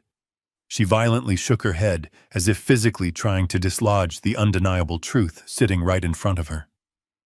She reached into her expensive handbag with aggressive movements and pulled out a thick stack of legal papers. It was the forged, durable power of attorney, the very document she and Tyler had illegally altered in the dark of night. She gripped the fraudulent paperwork so tightly that her knuckles turned stark white. She took a bold step toward the porch, her high heels crunching loudly against the gravel driveway. She pointed her finger directly at my chest, her face contorting into a mask of desperation and vicious entitlement. "Harrison! What in the world are you doing here?" she shrieked. Her shrill voice echoed harshly against the mountain backdrop, disturbing a flock of birds nesting in the nearby pines. "You are not supposed to be here. You are supposed to be back in Chicago. You have absolutely no legal right to step foot on this property." She waved the stack of forged documents frantically in the air, like a desperate flag of surrender, pretending to be a banner of victory. She turned wildly toward the group of wealthy investors who were exchanging concerned, nervous glances. "Do not listen to a single word this man says," she yelled to the crowd, her voice cracking with mounting hysteria. "He is incredibly sick. He is suffering from severe dementia, and he is confused. He has been legally stripped of all his financial and medical rights. I have the official notarized paperwork right here in my hand to prove it. He is a trespassing, senile old man who has escaped his state-mandated care facility." Tyler remained frozen near the SUV, his eyes darting frantically between me, his screaming wife, and the heavy machinery idling loudly in the background. He was a coward caught directly in the headlights of his own massive deception. Brittany realized her husband was paralyzed by fear, so she took complete command of the situation. She spun around and marched toward the foreman of the excavation crew, a burly man in an orange safety vest, looking incredibly skeptical of the unfolding drama. "What are you waiting for?" Brittany screamed at the confused foreman, her face turning a bright, unnatural shade of crimson. "We are paying you a massive premium to get this job done on schedule. I am the legal owner of this massive estate. I am giving you a direct order to begin the demolition process this exact second. Tell your bulldozer operators to push straight through those wooden gates and flatten that cabin. Do not let that crazy old man stop you from doing your job. If he refuses to move from the porch, call the local police and have him dragged away for trespassing on a private commercial construction site." The heavy diesel engines of the yellow bulldozers roared louder, thick, black smoke, billowing out of their exhaust pipes into the crisp mountain sky. The ground beneath the porch vibrated intensely as the metal treads shifted slightly forward. The wealthy investors began to slowly back away toward their rental cars, sensing the deep instability of the situation. They were ruthless businessmen, but they did not want any part of a messy, highly publicized family dispute over land ownership. Despite the deafening noise of the machinery and the frantic, hysterical screaming of my daughter-in-law, I remained perfectly resolutely still. I did not raise my voice to defend my mental capacity. I did not stand up from my wooden rocking chair. I raised my ceramic mug to my lips and took another slow, deliberate sip of my steaming black coffee. My absolute calmness infuriated Brittany even more. She felt her false authority slipping rapidly through her fingers, completely unable to comprehend why the broken old mechanic she bullied in Chicago was now sitting before her like an immovable mountain. "You are going to regret this," Harrison Brittany threatened, marching back toward the front porch. She was breathing heavily, clutching the forged papers to her chest. "We have the legal backing of a massive financial institution. We have $5 million securing this resort project. You are going to be locked inside a padded cell by the time the sun goes down, and I am going to watch them pour solid concrete right over this miserable little cabin." I lowered my coffee mug and rested it gently on my knee. I looked at her with an expression of profound pity and absolute zero mercy. "You talk a great deal about the law, Brittany," I said, my voice cutting through the roar of the diesel engines with sharp, undeniable clarity. "But you clearly have absolutely no idea how the law actually works in the real world." Before she could muster another venomous response, the solid oak door of the main cabin clicked loudly. The thick iron latch released, and the heavy door swung slowly inward, revealing the dark interior of the house. The arrogant, triumphant smirk on Brittany's face instantly died. She stumbled backward, bumping harshly into Tyler, who had finally managed to take a few hesitant steps toward the porch. Stepping out from the shadows of the cabin was Jonathan Carter. My cutthroat, highly expensive trust and estate lawyer looked absolutely lethal in a sharply tailored dark navy suit that sharply contrasted with the rustic wilderness environment. He held a sleek leather briefcase in one hand and adjusted his expensive silver-framed glasses with the other. He looked down at Tyler and Brittany with the cold, evaluating gaze of a highly trained predator who had finally cornered its desperate prey. But Jonathan was not alone. Following closely behind him, stepping out onto the wooden planks of my front porch, was the local county sheriff. He was a tall, incredibly imposing man, wearing a crisp, authoritative tan uniform, a wide-brimmed Stetson hat, and a shining silver star pinned prominently to his broad chest. His hand rested casually, but purposefully, on the heavy leather gun belt wrapped tightly around his waist. Flanking the formidable sheriff were three heavily armed, remarkably serious-looking county deputies. They fanned out across the porch, their sharp, unblinking eyes quickly scanning the crowd of wealthy investors, the loud construction crew, and finally locking directly onto Tyler and Brittany. The sudden, overwhelming presence of formidable law enforcement instantly drained whatever false courage Brittany had managed to summon. The loud, aggressive roar of the bulldozers abruptly ceased as the highly confused foreman hastily signaled his machine operators to kill their massive engines. A heavy, suffocating silence rapidly descended upon the massive Montana ranch, broken only by the gentle, distant bubbling of the nearby river.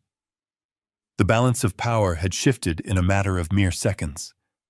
The arrogant wolves who falsely thought they were leading the hunt had just realized they were standing directly in the center of a perfectly designed, inescapable cage. Jonathan descended the wooden steps of the porch with the smooth, unhurried grace of a man who knew he held absolute control over the entire situation. He stopped just a few feet away from where Tyler and Brittany were standing, completely paralyzed in the crushed gravel. The wealthy investors murmured nervously among themselves, taking another collective step backward toward their luxury rental vehicles. Jonathan slowly opened his sleek leather briefcase. He reached inside and extracted a thick stack of official legal documents, securely bound by a heavy blue seal. He held the crisp papers up high, ensuring that every single person present in the driveway, from the heavy machinery operators to the wealthy businessmen, could see the prominent federal insignia stamped across the front page. He cleared his throat, projecting his sharp, authoritative voice across the sprawling mountain property. "I am Jonathan Carter, the primary legal counsel representing the sole owner of this estate, Mr. Harrison Mitchell," he announced loudly. "I hold in my hand a binding federal court order signed by a federal judge less than 24 hours ago. This document officially nullifies any and all current claims to this land made by anyone other than my client." Jonathan lowered the packet slightly, fixing his piercing gaze directly onto Brittany. "The piece of paper you are currently clutching in your trembling hand is not a valid legal instrument.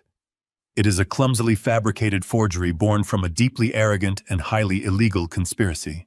Brittany opened her mouth to protest, but the words completely failed to materialize. Jonathan did not give her a single second to recover her shattered composure. He turned his attention to the crowd of investors, making sure they understood the monumental legal liability they had almost stepped into. "The document these two individuals presented to you and your financial backers was originally a highly restrictive, short-term medical proxy," Jonathan explained, his tone echoing with lethal professionalism.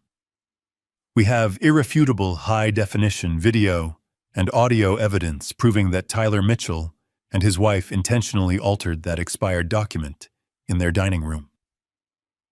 They willfully forged my client's signature to manufacture a fraudulent, general durable power of attorney.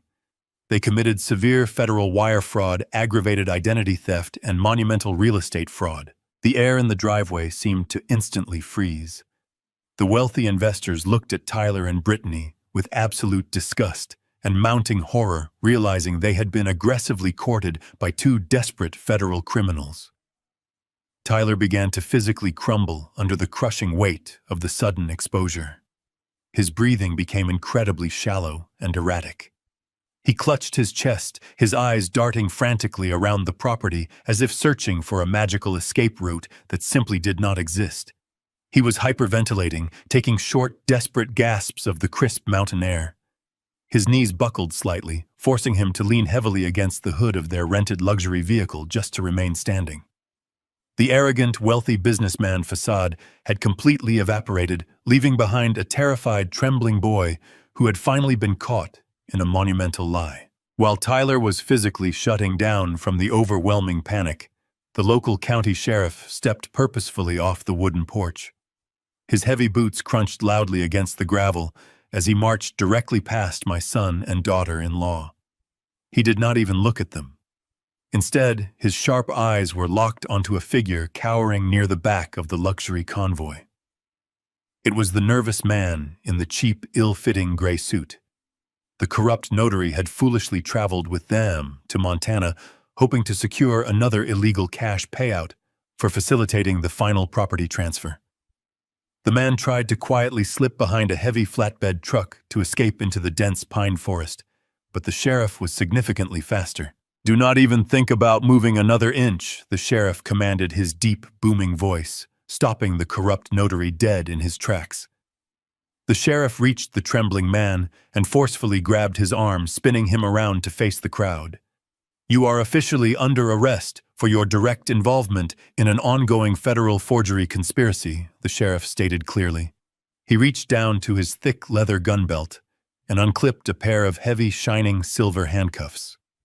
The loud metallic ratcheting sound of the cuffs locking tightly around the notary's wrists echoed sharply across the quiet mountain valley. It was the definitive, terrifying sound of a criminal scheme violently colliding with absolute justice. "You have the right to remain silent." The sheriff continued reciting the Miranda warning with practiced cold authority as he marched the sobbing notary toward the back of a waiting patrol cruiser. "Anything you say can and will be used against you in a court of law. You have the right to an attorney. If you cannot afford an attorney, one will be provided for you. Do you understand the rights I have just read to you?" The notary nodded frantically, tears streaming down his pale, sweaty face as he was shoved roughly into the back seat of the police vehicle. The heavy door slammed shut, sealing his fate. The visual impact of seeing their hired accomplice instantly arrested and thrown into the back of a police cruiser sent another violent shockwave through my son. Tyler covered his face with his hands, letting out a pathetic, muffled sob. He was watching his entire fabricated life completely unravel before his very eyes. The luxurious cars, the expensive clothes, the elite social status, all of it was built on a deeply rotten foundation of lies, and now the entire structure was violently collapsing directly on top of him. But Brittany simply refused to surrender. Her profound, toxic entitlement completely blinded her to the catastrophic reality of their situation. The sight of the arrest did not humble her. It only ignited a frantic, cornered desperation. She stepped away from her hyperventilating husband and marched aggressively toward Jonathan, her face twisted in pure, unadulterated defiance. She pointed a shaking, manicured finger at my lawyer. "You think you are so incredibly smart," she screamed, her shrill voice echoing across the silent pastures. "You think a simple court order about a forged signature changes anything at all? It does not matter what you say about the power of attorney. We already won." She turned and pointed fiercely toward the massive, untouched acreage spreading out behind the main cabin. "We secured a $5 million commercial mortgage against this property 3 weeks ago. The funds have already been completely dispersed. We used this land as the primary legal collateral." She turned back to face me, her chest heaving with exertion, her eyes wide with a frantic, delusional sense of victory. "We owe a ruthless private financial institution $5 million, Harrison," she yelled directly at me, a wicked, triumphant smile forcing its way back onto her trembling lips. "And they placed a massive, legally binding lien directly onto this estate. If you try to stop this development right now, we will simply default on the loan. The lender will forcefully seize the land and evict you entirely. You are trapped, old man. You lose completely. Either way, we win. Period." Brittany stood there, panting, her chest heaving with her wicked delusion.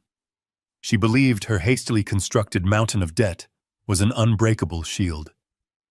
She thought the momentum of her crime would steamroll over the legal reality. I placed my coffee mug gently on the small table next to my rocking chair. I slowly stood up, the floorboards groaning beneath my weight. I walked down the porch steps, my boots crunching deliberately against the gravel. I did not look at my screaming daughter-in-law. I walked past her flailing arms and stopped inches in front of my son. Tyler was leaning heavily against the hood of the black luxury vehicle, his face a portrait of sheer, unadulterated panic.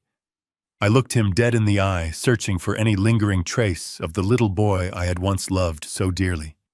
I found absolutely nothing but the hollow, terrified gaze of a cornered thief. "You really thought you had outsmarted everyone," I said, my voice eerily calm against the backdrop of the silent mountain valley. "You thought stealing $5 million using a forged document was a brilliant business strategy. But you forgot one very important detail about your mother. She was always 10 steps ahead of you." Tyler blinked rapidly, his breathing shallow and erratic. He tried to speak, but only a pathetic, raspy wheeze escaped his dry lips. Brittany scoffed loudly from behind me, but I completely ignored her. 2 years ago, I continued ensuring every single syllable landed with maximum devastating impact. Long before your mother grew severely ill, we sat down with Jonathan Carter in his Chicago office. We knew that the rampant commercial development in Bozeman was aggressive, and we knew that greedy developers would eventually try to tear this beautiful sanctuary apart. So Evelyn and I made a permanent, irrevocable decision to protect her family legacy. We placed the entire 1,500-acre estate into a strictly protected federal conservation easement. I let the legal terminology hang in the freezing morning air, watching the arrogant investors behind Tyler suddenly stiffen in absolute shock. The wealthy businessmen immediately understood the catastrophic weight of those words, even if my foolish son and his delusional wife did not. Brittany marched up beside her husband, her face twisted in a confused sneer. "I do not care what kind of stupid environmental paperwork you signed," she spat venomously. "A lien is a lien. The bank owns this land now." Jonathan stepped forward, positioning himself squarely beside me. He adjusted his silver glasses and looked down at Brittany with an expression of profound professional pity. "You truly are remarkably ignorant regarding federal property law," Jonathan stated smoothly. "A federal conservation easement legally and permanently strips all commercial development rights from the property in perpetuity. That means this land legally cannot be subdivided, it cannot be commercially developed, and it absolutely cannot be used as collateral for a commercial mortgage by anyone ever. The deed is permanently restricted. The massive loan you secured 3 weeks ago is completely fraudulent, not just because you forged the power of attorney, but because the underlying asset you pledged legally does not exist in the commercial market." The investors immediately began rushing toward their rental cars, frantically dialing their own attorneys. They wanted absolutely nothing to do with a federally restricted property entangled in a massive wire fraud investigation. The loud construction foreman swore under his breath, violently waving his hand to signal his crew. The heavy flatbed trucks and yellow bulldozers began shifting into reverse, eagerly abandoning the contaminated job site. The grand, luxurious resort Brittany had viciously planned was evaporating into thin air before her eyes. The devastating reality finally began to penetrate Brittany's thick skull. Her jaw dropped open, and the fraudulent documents slipped from her trembling fingers, fluttering aimlessly to the dirty ground. But the nightmare was far from over. I took a step closer to Tyler, forcing him to maintain eye contact. "You did not borrow money from a traditional, heavily regulated commercial bank," I reminded him, my tone utterly merciless. "You went to a ruthless hard money lender to bypass the standard background checks. You borrowed $5 million from private, predatory financiers who do not care about your excuses or your apologies. They only care about recovering their capital by any means necessary." Jonathan nodded in agreement, pulling a final document from his sleek leather briefcase. He handed it directly to my terrified son. "Since the collateral you provided is legally void due to your extensive federal fraud, the lender has already triggered the acceleration clause in your loan agreement," Jonathan explained clearly. "They are aggressively demanding the immediate repayment of the entire $5 million principal plus astronomical penalties and legal fees. And because you signed those loan documents personally, They are coming directly after your actual verified assets to satisfy the massive debt. Tyler stared blindly at the acceleration notice in his shaking hands. The words blurred together through his tears. As of this morning, the predatory lender has officially initiated aggressive seizure protocols against everything you actually own, Jonathan continued ruthlessly. They are currently foreclosing on your expensive home in Chicago. They have sent repossession agents to collect the brand new luxury sports car you purchased in cash last week. They have legally frozen your personal bank accounts, and they are actively seizing your entire retirement portfolios. Everything you bought with their stolen money and everything you previously owned is now entirely gone. You are completely bankrupt and you are millions of dollars in insurmountable debt. The crushing, suffocating weight of absolute financial ruin finally broke my son. The arrogant facade shattered into a million irreparable pieces. Tyler let out a loud, agonizing wail of pure despair. His legs gave out completely, and he fell heavily to his knees in the cold Montana dirt. The expensive fabric of his designer pants tore against the sharp gravel, but he did not care. He dropped the legal notice and buried his face in his trembling hands, sobbing uncontrollably, like a frightened, helpless child. "Dad, please," Tyler begged, his voice muffled by his tears and the dirt. He reached out with a shaking hand, grabbing my worn jeans. "Please save me. You must help me. I am going to prison. I owe $5 million. I will do anything. Please fix this." I looked down at the weeping man kneeling at my feet. Beside him, Brittany snapped. She realized she was shackled to a bankrupt felon carrying a massive debt. She let out a scream of pure fury. "I want a divorce," she shrieked, backing away from her sobbing husband as if he were a disease. "I am leaving you. I am done with you." The deputies stepped forward, holding the screaming woman back as she threw her handbag at Tyler's head. Their destruction echoed loudly across the beautiful valley. I did not comfort my son. I did not offer forgiveness or salvation. I simply reached up and adjusted the brim of my weathered cowboy hat. They thought this devastation was the end of their nightmare. But they were wrong. I had not revealed Evelyn's final ultimate punishment yet. I looked down at the pathetic display of the man kneeling in the crushed gravel at my feet. Tyler was still clutching the fabric of my weathered jeans, his tears mixing with the dry Montana dirt as he desperately begged for a salvation he completely failed to deserve. The sound of his frantic sobbing echoed against the heavy wooden beams of the cabin porch, blending with the distant frantic screaming of his new wife as the county deputies continued to hold her back. The chill of the mountain air felt incredibly sharp, perfectly matching the profound coldness that had firmly settled into my chest. I gently, but very firmly, pulled my leg back, forcing his shaking hands to release their desperate grip on my clothing. He slumped forward, his forehead nearly touching the toes of my heavy work boots, defeated in every possible way a man could be defeated. It was a tragic, miserable sight, watching my own flesh and blood completely crumble under the crushing weight of his own monumental arrogance and unadulterated greed. But my heart remained completely resolute. I did not feel an ounce of the desperate paternal urge to reach down and pull him out of the massive hole he had enthusiastically dug for himself. Instead, I slowly turned my head toward Jonathan Carter, giving my trusted attorney a subtle, almost imperceptible nod. Jonathan immediately understood the silent command. The time had finally come to deliver the absolute final blow, the devastating reality check that Evelyn had carefully orchestrated long before she passed away. Jonathan stepped forward once again, his expensive leather shoes crunching methodically against the driveway. He unclasped the shining silver latches of his sleek briefcase for the very last time today. The sharp click of the briefcase mechanisms seemed to briefly cut through the loud, chaotic noise of Brittany's ongoing hysterical meltdown. Tyler slowly raised his tear-stained face from the dirt, his red, swollen eyes tracking Jonathan's deliberate movements with a mixture of absolute terror and pathetic, lingering hope.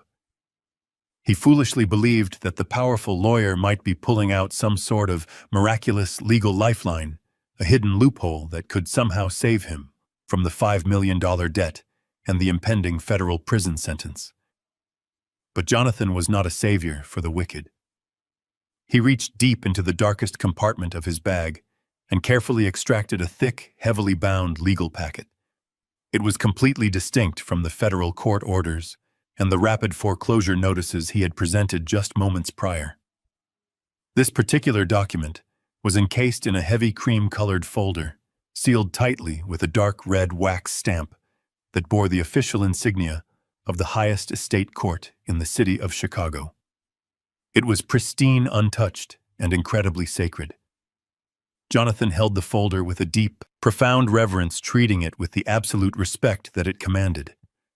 He stepped directly beside me, holding the heavy packet out so that Tyler could clearly see the thick, elegant, cursive handwriting printed across the front cover. Tyler wiped his dirty, wet hands against his torn designer jeans and squinted through his tears. He read the words aloud, his voice cracking into a high, pathetic whimper. The last will and testament of Evelyn Rose Mitchell. The sound of his mother's full name hitting the freezing mountain air caused a violent, visible shudder to violently rip through his entire trembling body. I looked down at my trembling son, finally, allowing a fraction of the profound sorrow I felt for him to show in my steady eyes. "Your mother was a remarkably brilliant and incredibly observant woman, Tyler," I said, keeping my voice low, steady, and utterly impossible to ignore. "She saw every single thing you tried to hide behind your expensive tailored suits and your flashy imported cars. She watched you slowly abandon the strong, honest values we spent decades trying to instill in you. She knew long before her illness took her away from us that you were incredibly weak. She knew that you were completely consumed by a toxic, incredibly insatiable greed that would eventually blind you to absolutely everything that actually mattered in this entire world." Tyler let out another agonizing, pathetic sob, burying his face back into his dirty hands. I continued speaking, refusing to grant him even a single second of emotional reprieve. "But despite all of your profound flaws, despite the terrifying darkness she saw growing rapidly inside your heart, she still loved you more than life itself. She was your mother, and a mother's love is the most powerful, irrational force on this earth. She genuinely wanted you to have a beautiful, secure future. She desperately wanted to ensure that you would never have to struggle or worry about financial stability, even after she was permanently gone from this world. She wanted to give you the magnificent world you were so desperately trying to conquer, but she wanted to do it on her own terms, in a way that would protect you from your own worst, most destructive impulses. So she made a very specific, deeply secretive, and incredibly powerful plan." I intentionally paused, letting the incredibly heavy emotional weight of my words sink deeply into his totally shattered, panicked mind. I took a slow, deep breath of the freezing mountain air before delivering the incredible revelation that would haunt him for the absolute rest of his miserable life. "Evelyn did not just leave you a few sentimental trinkets or a small, modest savings account," I explained slowly, articulating every single syllable with razor-sharp precision. 2 years ago, working directly with Jonathan, your mother quietly liquidated several of her highly profitable private investments. She gathered a massive amount of incredibly clean, perfectly legal, and entirely untraceable liquid cash. She took all of that pristine money and securely locked it away into a heavily fortified, deeply private blind trust. She deliberately structured this massive financial vehicle to remain completely invisible to any public records, ensuring that no greedy spouses or predatory lenders could ever discover its existence. I watched Tyler slowly raise his head, his tear-filled eyes widening with a sudden, painful realization. The absolute staggering truth was finally beginning to penetrate his thick, arrogant skull. The total verified value of that hidden trust account was exactly $10 million, I stated firmly, watching the color completely drain from his pale, dirty face once again. $10 million in pure, unencumbered cash. Tyler, It was meant to be entirely yours, completely free and clear. It was a completely legitimate, massive fortune that required absolutely no forged signatures, no corrupt notaries, and no predatory high-interest loans. Your mother carefully designed the trust to automatically transfer complete unchecked ownership of the entire $10 million balance directly into your personal bank accounts on the morning of your 35th birthday. She wanted you to have the absolute freedom to build the luxurious life you so desperately craved without ever having to compromise your soul to get it. You were already a millionaire, Tyler. You just had to quietly wait 3 more very short years for it to beautifully and safely arrive right into your hands. Tyler stared up at me with eyes so wide they looked as though they might shatter. His mouth opened and closed silently, struggling to form words that simply did not exist. He was trying to process the magnitude of the fortune he had just learned about. $10 million, clean, legal, and waiting for him. But before he could even begin to beg for that money, Jonathan stepped forward, holding the pristine cream-colored folder open in his hands. The brilliant attorney looked down at the ruined man kneeling in the dirt, his expression completely devoid of sympathy. Evelyn was not just generous, Jonathan said, his crisp voice cutting through the freezing mountain air. She was also profoundly realistic about the darkness she saw taking root in your character. She knew that simply handing you a massive fortune could either be your ultimate salvation or your absolute destruction. Therefore, she explicitly instructed me to construct a highly specific, unbreakable legal failsafe directly into the foundation of the blind trust. Jonathan adjusted his silver-framed glasses and looked down at the heavy parchment paper. She called it the character clause, he explained calmly. It was a rigorous set of behavioral conditions that you had to maintain in order to inherit the funds. Evelyn wanted to ensure that the wealth she spent her entire life accumulating would never be used to reward cruelty, abuse, or unchecked greed. She demanded that her son prove himself worthy of the legacy before he was allowed to touch a single cent. Jonathan cleared his throat and began to read directly from the last will and testament. The legal language was sharp, precise, and completely unforgiving. The clause explicitly states that if Tyler Mitchell is ever found guilty of committing any act of elder abuse against his father, Harrison Mitchell, the trust is immediately voided, Jonathan read aloud. Furthermore, if Tyler attempts to forcibly evict his father from his primary residence, or if he attempts to unlawfully manipulate, mortgage, or sell the Montana estate prior to his father's natural passing, the entire $10 million balance of the trust is to be instantly and permanently redirected. Jonathan lowered the document and looked Tyler directly in the eyes. Evelyn designated a very specific, heavily underfunded children's hospital in downtown Chicago as the alternate beneficiary. And because you explicitly conspired to evict your father, forged a durable power of attorney, and fraudulently mortgaged this exact property, you have unequivocally triggered every single violation listed in this clause.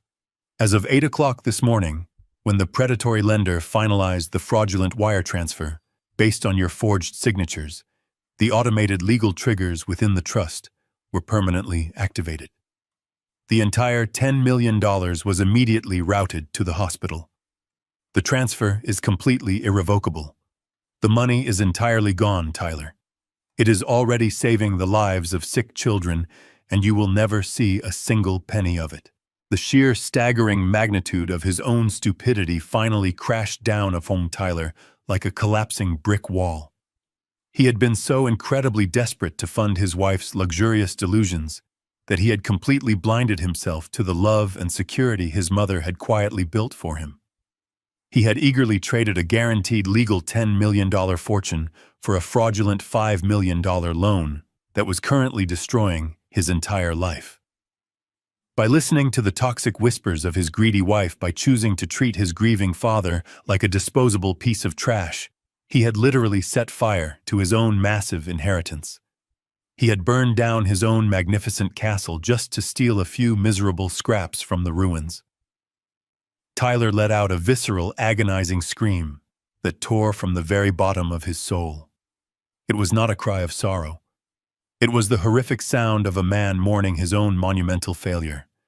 He violently clawed at his own hair, rocking back and forth in the sharp gravel, completely overwhelmed by the catastrophic reality of his choices. He was going to a federal prison. He was millions of dollars in insurmountable debt. He had lost his home, his cars, his career, and his father. And he had done it all to himself. He was the sole architect of his absolute destruction.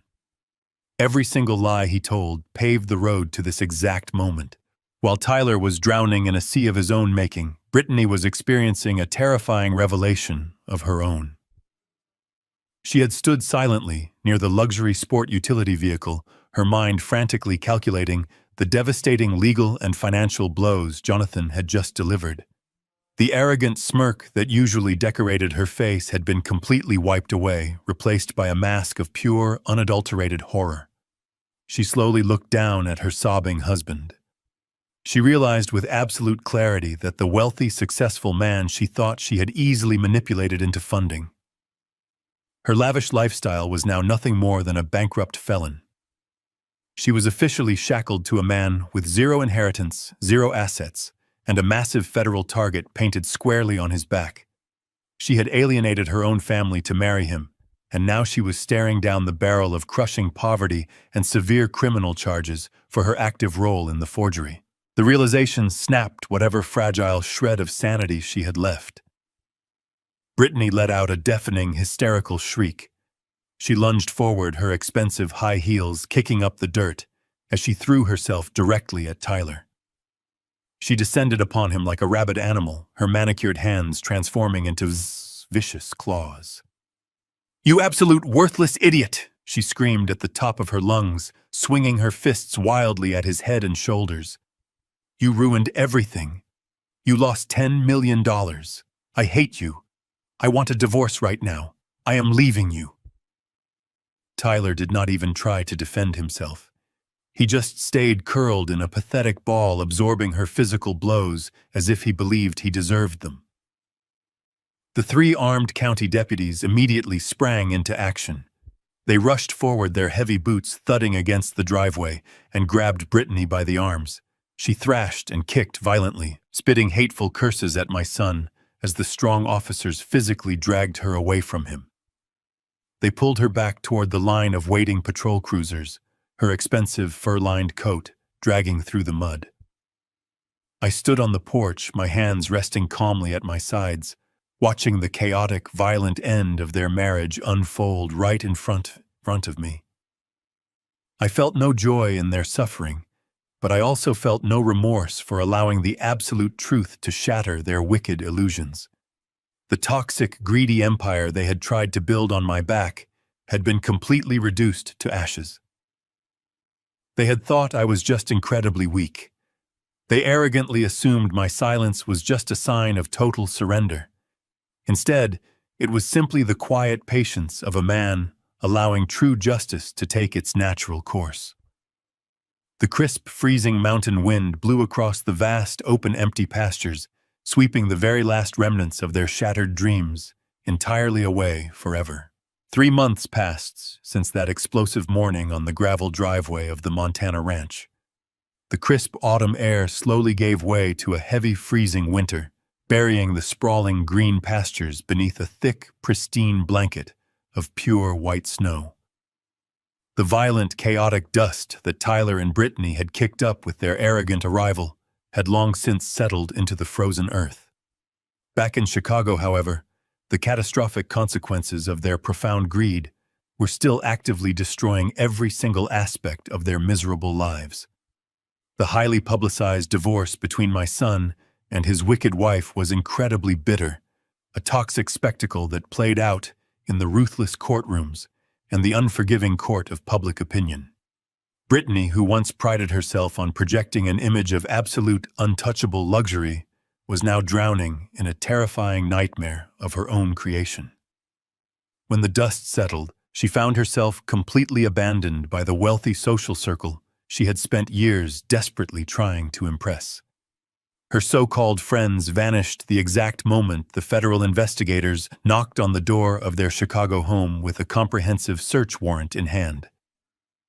The federal authorities did not care about her expensive designer clothes or her meticulously curated social media presence. They only cared about the irrefutable high-definition video evidence showing her actively conspiring to alter a legal medical proxy. Brittany was officially indicted on multiple severe counts of federal wire fraud, aggravated identity theft, and conspiracy to commit real estate fraud. She was currently out on a heavily restricted bail, wearing a bulky, humiliating ankle monitor that tracked her every single movement. She spent her days crying in a tiny rented room, desperately trying to secure a plea deal that would keep her out of a federal penitentiary, though her expensive defense attorneys privately admitted that severe jail time was virtually guaranteed. Tyler did not fare any better in the devastating aftermath of his monumental betrayal. The ruthless hard money lender they had foolishly defrauded moved with the terrifying mechanized efficiency of a starving predator.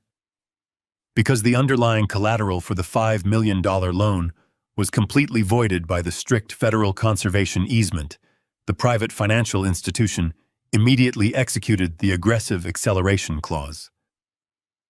Tyler was forced to declare total absolute bankruptcy. The spectacular Lincoln Park home, the very same house I had foolishly helped them purchase with a massive down payment just a few years prior, was aggressively foreclosed upon and immediately seized. The terrifying repo agents showed up in the dead of night to drag away the brand new custom-ordered Porsche Brittany had arrogantly purchased in cash. They seized Tyler's expensive designer watches, froze his retirement accounts, and completely drained every single checking and savings account attached to his name.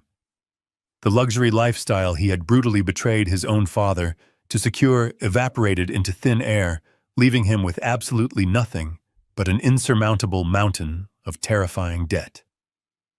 He was completely stripped of his arrogant corporate title. The prominent consulting firm he worked for immediately terminated his employment the very second the severe federal fraud allegations became public knowledge. No respectable company in the financial sector would ever hire a man actively implicated in a massive money laundering and real estate fraud conspiracy. The proud, arrogant businessman who had once stood in my living room and cruelly threatened to lock me away in a miserable state. Run nursing home was now living a reality he once deeply despised. Tyler was forced to move into a tiny, cramped studio apartment located in a highly dangerous, severely neglected neighborhood on the far outskirts of the city. The walls of his new home were paper-thin, the heating barely worked, and the constant blare of police sirens provided the nightly soundtrack to his profound misery. To barely survive, to simply put cheap processed food on his small, wobbly table, my son had to swallow whatever remaining shred of pride he still possessed. He found employment as a minimum-wage data entry clerk at a massive windowless distribution warehouse. He spent 10 grueling hours a day sitting in a gray, sterile cubicle staring blankly at a flickering computer monitor, mindlessly typing endless rows of shipping numbers into a massive, soulless database. His days were incredibly long, deeply humiliating, and completely devoid of the glorious, wealthy future he had so desperately tried to steal. Every single time he looked at his meager, heavily garnished paycheck, he was forced to violently remember the $10 million inheritance he had literally set on fire. The agonizing, suffocating regret was a heavy, inescapable chain wrapped tightly around his throat, punishing him for his wicked choices every single day of his ruined life. While Tyler was busy suffocating under the crushing weight of his catastrophic consequences, I finally found the profound, undisturbed peace I had been desperately seeking since Evelyn passed away. I returned to the majestic Montana ranch, the sacred sanctuary my beautiful wife had incredibly wisely entrusted entirely to my care. The bitter cold of the harsh mountain winter did not bother me. In fact, the freezing temperatures and the thick, silent snow felt incredibly cleansing, as if the rugged land itself was actively washing away the dark, toxic stain of my son's betrayal. I sat comfortably on the heavy wooden rocking chair on the sweeping front porch of the rustic Maine cabin, wrapped warmly in a thick wool blanket. I held a simple ceramic mug of steaming black coffee in my calloused hands, listening to the gentle, continuous melody of the crystal-clear river flowing softly in the distance.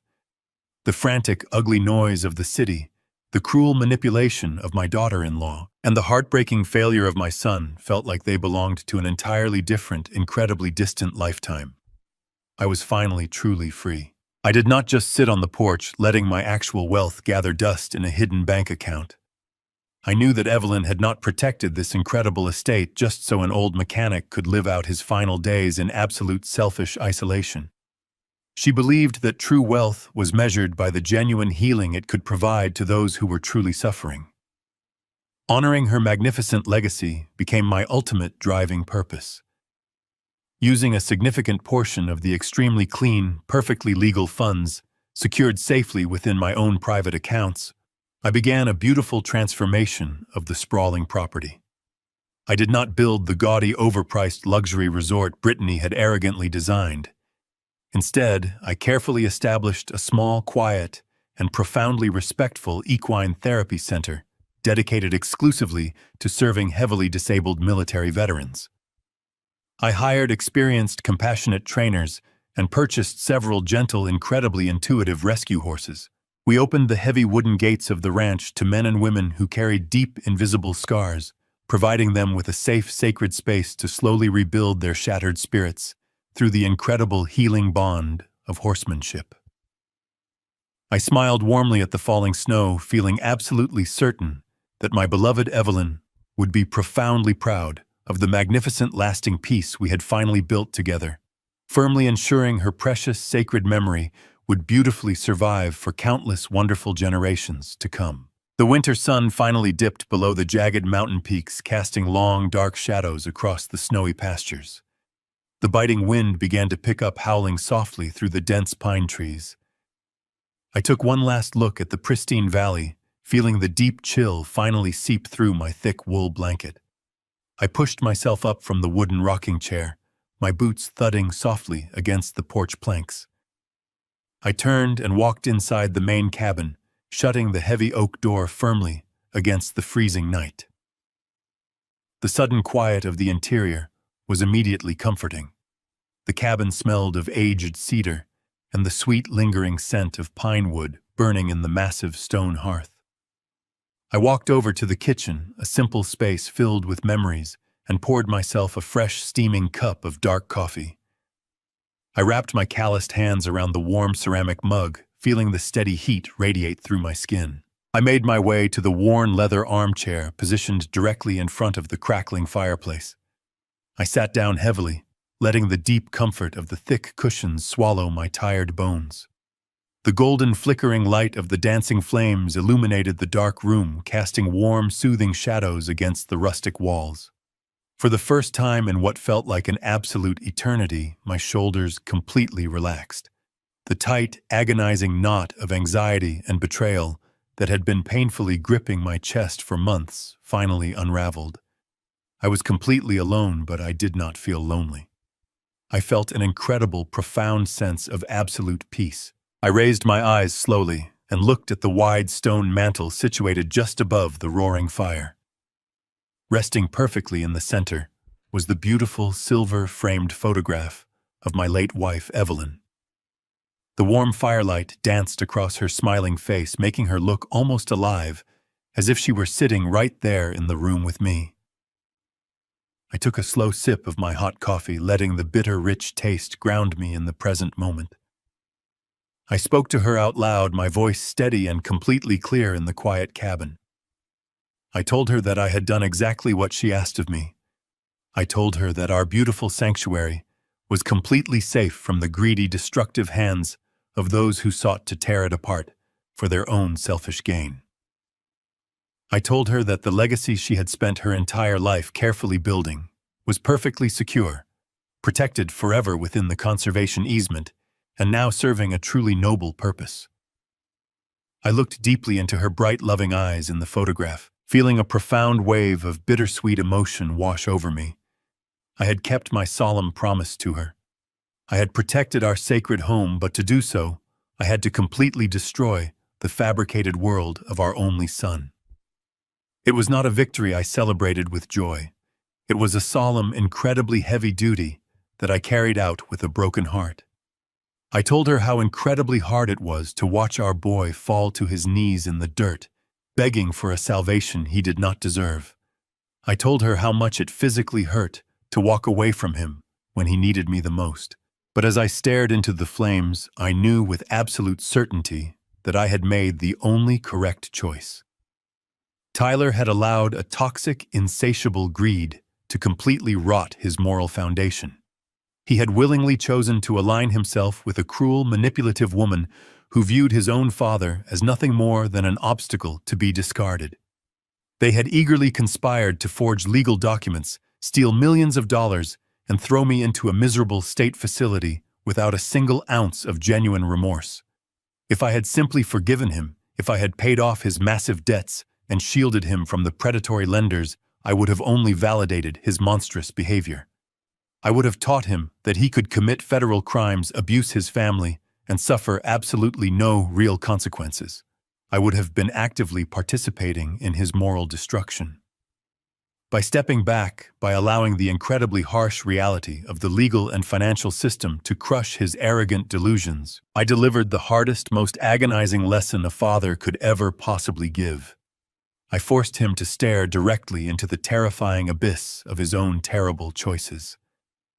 I stripped away the luxurious safety net he had always taken for granted.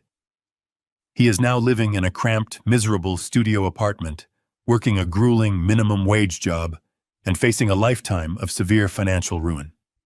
He is finally learning the true, undeniable value of hard work, honesty, and accountability. It is a brutal, unforgiving existence, but it is the exact life he meticulously built for himself through his own wicked, deceitful actions. Many people might look at my story and quickly call me incredibly cruel for pushing my own flesh and blood to the absolute brink of total ruin. They might say that a father should always protect his child, no matter the cost or the crime. But at 70 years old, after surviving a lifetime of hard work and painful betrayals, I have learned a very harsh, undeniable truth. Parental love should never serve as a bulletproof vest for the unchecked greed and deliberate criminality of a child. If you constantly shield them from the devastating consequences of their monstrous actions, you are not saving them. You are only teaching them how to become much better, highly efficient monsters. True love, the kind of profound love that actually has the power to save a rotting soul, sometimes requires you to completely step aside and let life hit them with absolute full force. It requires you to watch them shatter into a million pieces, so that they might finally learn how to rebuild themselves into something genuine, something honest, and something real. It is without a doubt the most painful, heartbreaking lesson a parent can ever deliver. But it is also the only lesson that truly lasts. The pain I caused my son was immense, but it was a necessary surgical pain designed to cut out the toxic infection that was rapidly killing his humanity. I took one final deep breath, finishing the last warm drop of my coffee. I leaned back into the worn leather armchair, closing my tired eyes, as the heat from the crackling fireplace washed over my face. I finally have my peace, and my beautiful wife finally has her justice. If you have ever had to make a truly heartbreaking, agonizing decision to teach your own child a profoundly hard lesson about fundamental respect and real-life consequences, please share your personal story in the comments section below. I read every single one, and it helps to know that none of us are truly alone in these difficult family battles. Please hit the like button and subscribe to the channel so you never miss another story. Thank you so very much for taking the time to listen to my story today, and I genuinely wish you all a truly